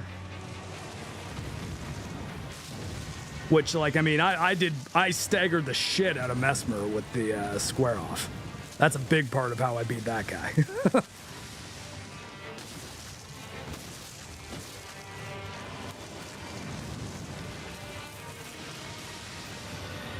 I don't know if this guy staggers at all, which is why I've kind of not been using it. Oh shit, god damn it. Fucking stun lock bullshit.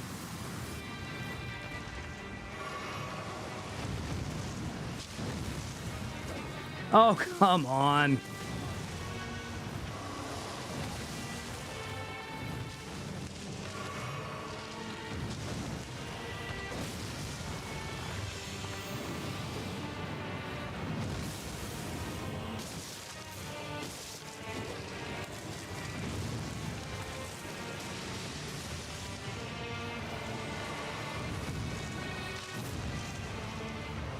Ah!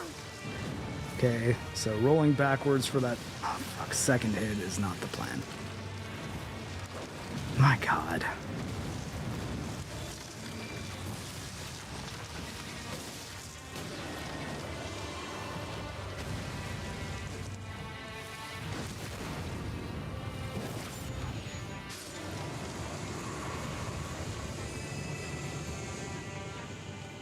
Oh wait, should I have him spawn here? Or is he spawning wherever he wants to anyways? Maybe. Okay, oh. No, shit. Okay. Oh, fuck off. Well, that one, I was really hoping he'd just go for 2, but I did at least heal tank it.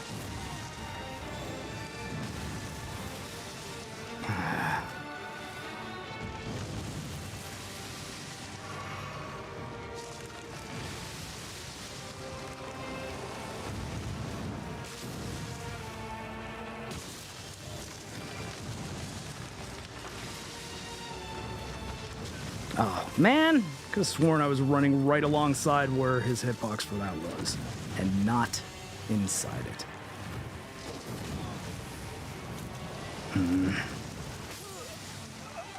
Ah, God. Talking about stance break stagger gives you a stagger that stops her from attacking. Oh, yeah, okay. So just like a little attack break, I guess, or combo breaker.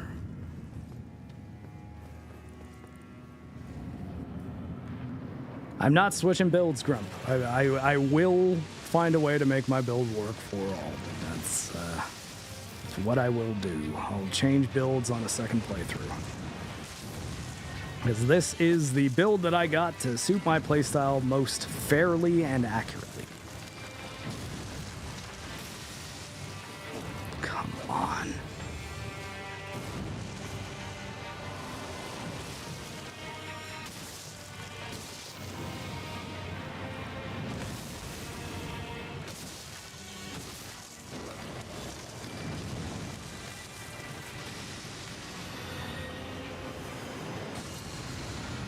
Actually.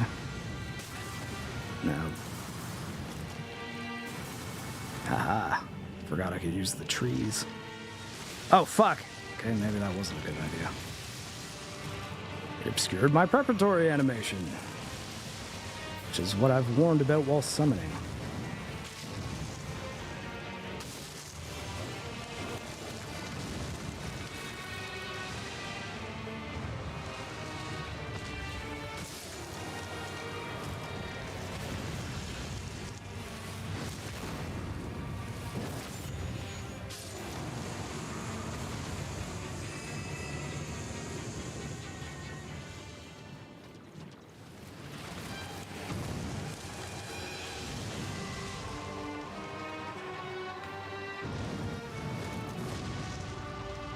Oh, fuck. A little late.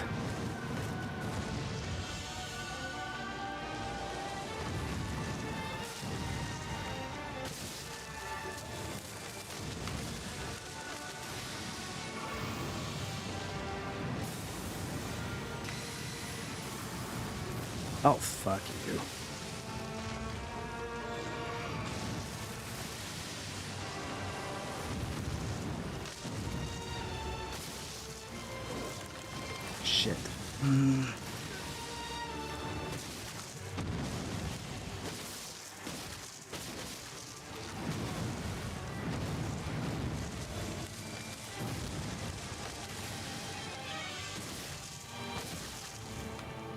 Oh, stamina! Goddamn. I'm not like camera.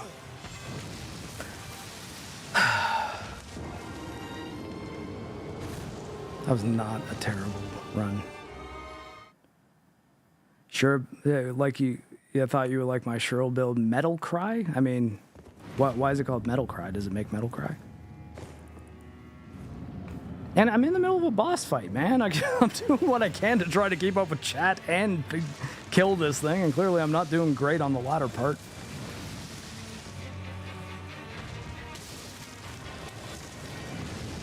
Once again, I kind of zone out when I'm playing Souls games.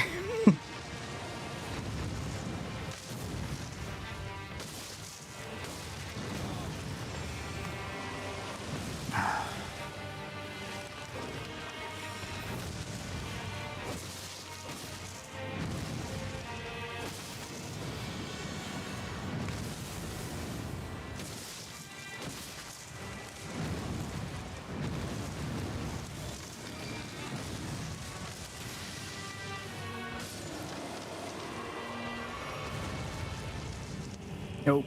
Shit, come on. Okay, good. Totally forgot about that for a moment.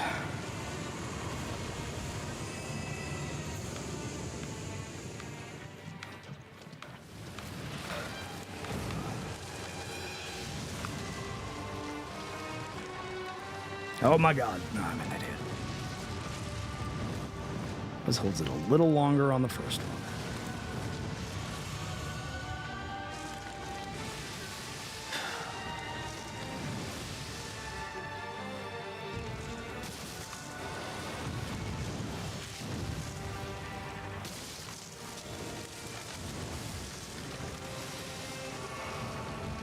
Oh, fuck you.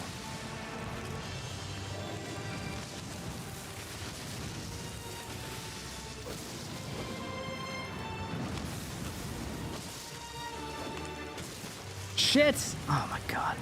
Totally got thrown off by that whiffed hit. I was joking about how I had to show you a build that I would find cool. Oh.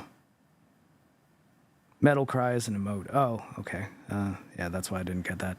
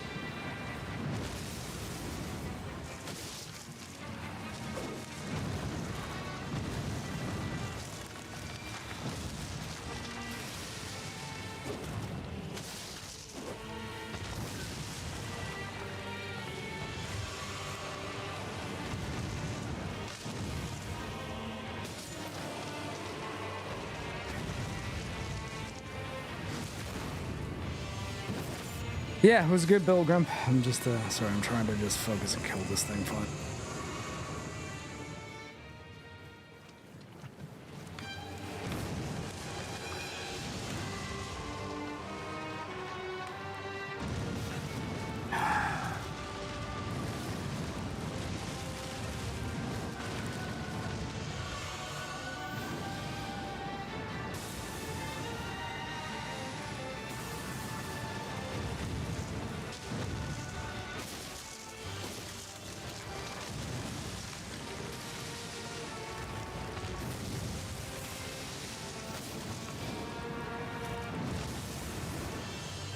Oh, shit.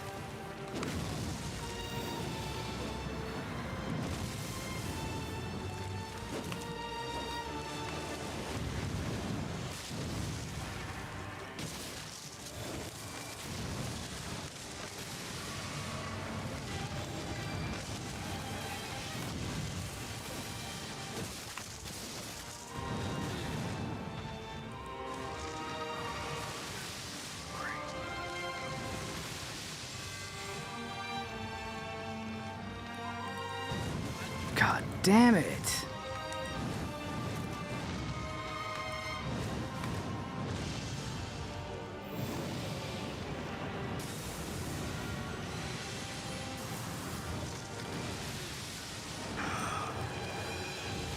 My God.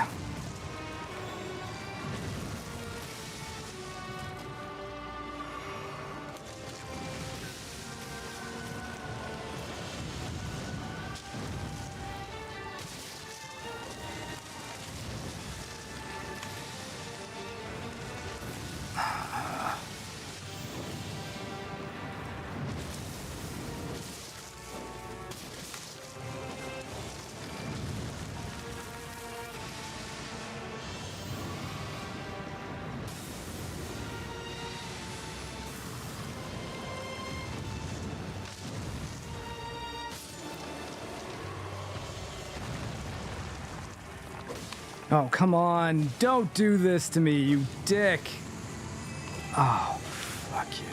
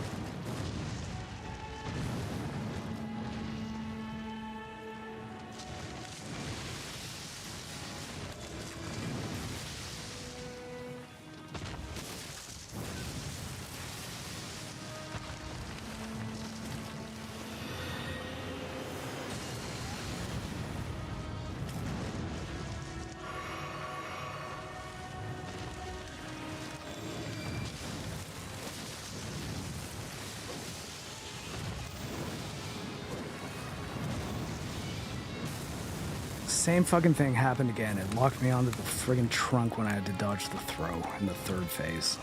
Jesus. Oh my god, just heal me, damn it.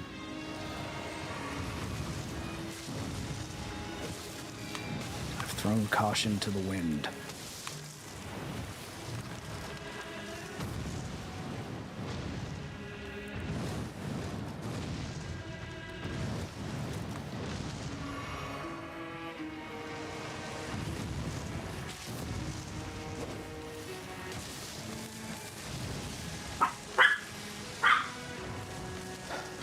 Oh, fuck you. Don't kill me with this.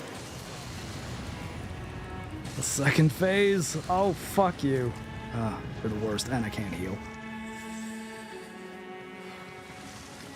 Calm, time it, careful. Here we go. Yeah, okay, there we go. We got it. See, I do play better when I focus. Where's your site of grace? Oh yeah, it didn't bow. It rooted me. Goodbye, dear opponent. You weren't very dear at all.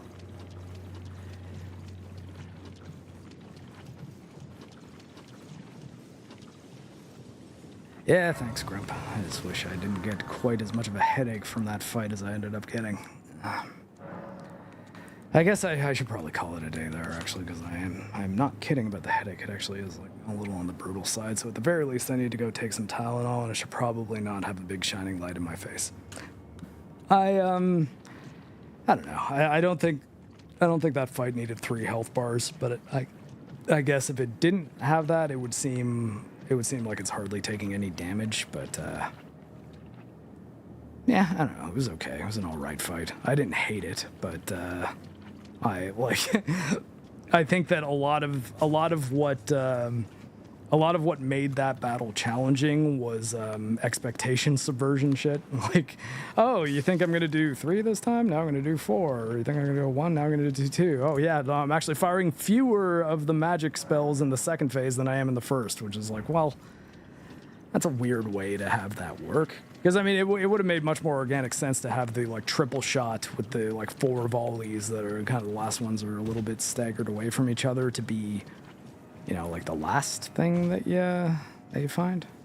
Is there anything else over here? Or is it, I feel like there was a doorway, wasn't there? Or was that just the way I came in? Hey, Jojo.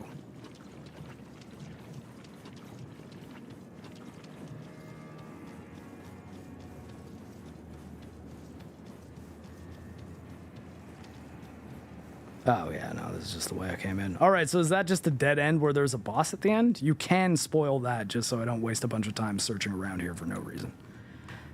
But, yeah. Jojo.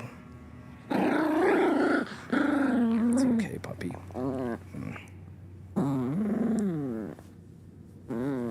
It's okay, Jojo, don't worry.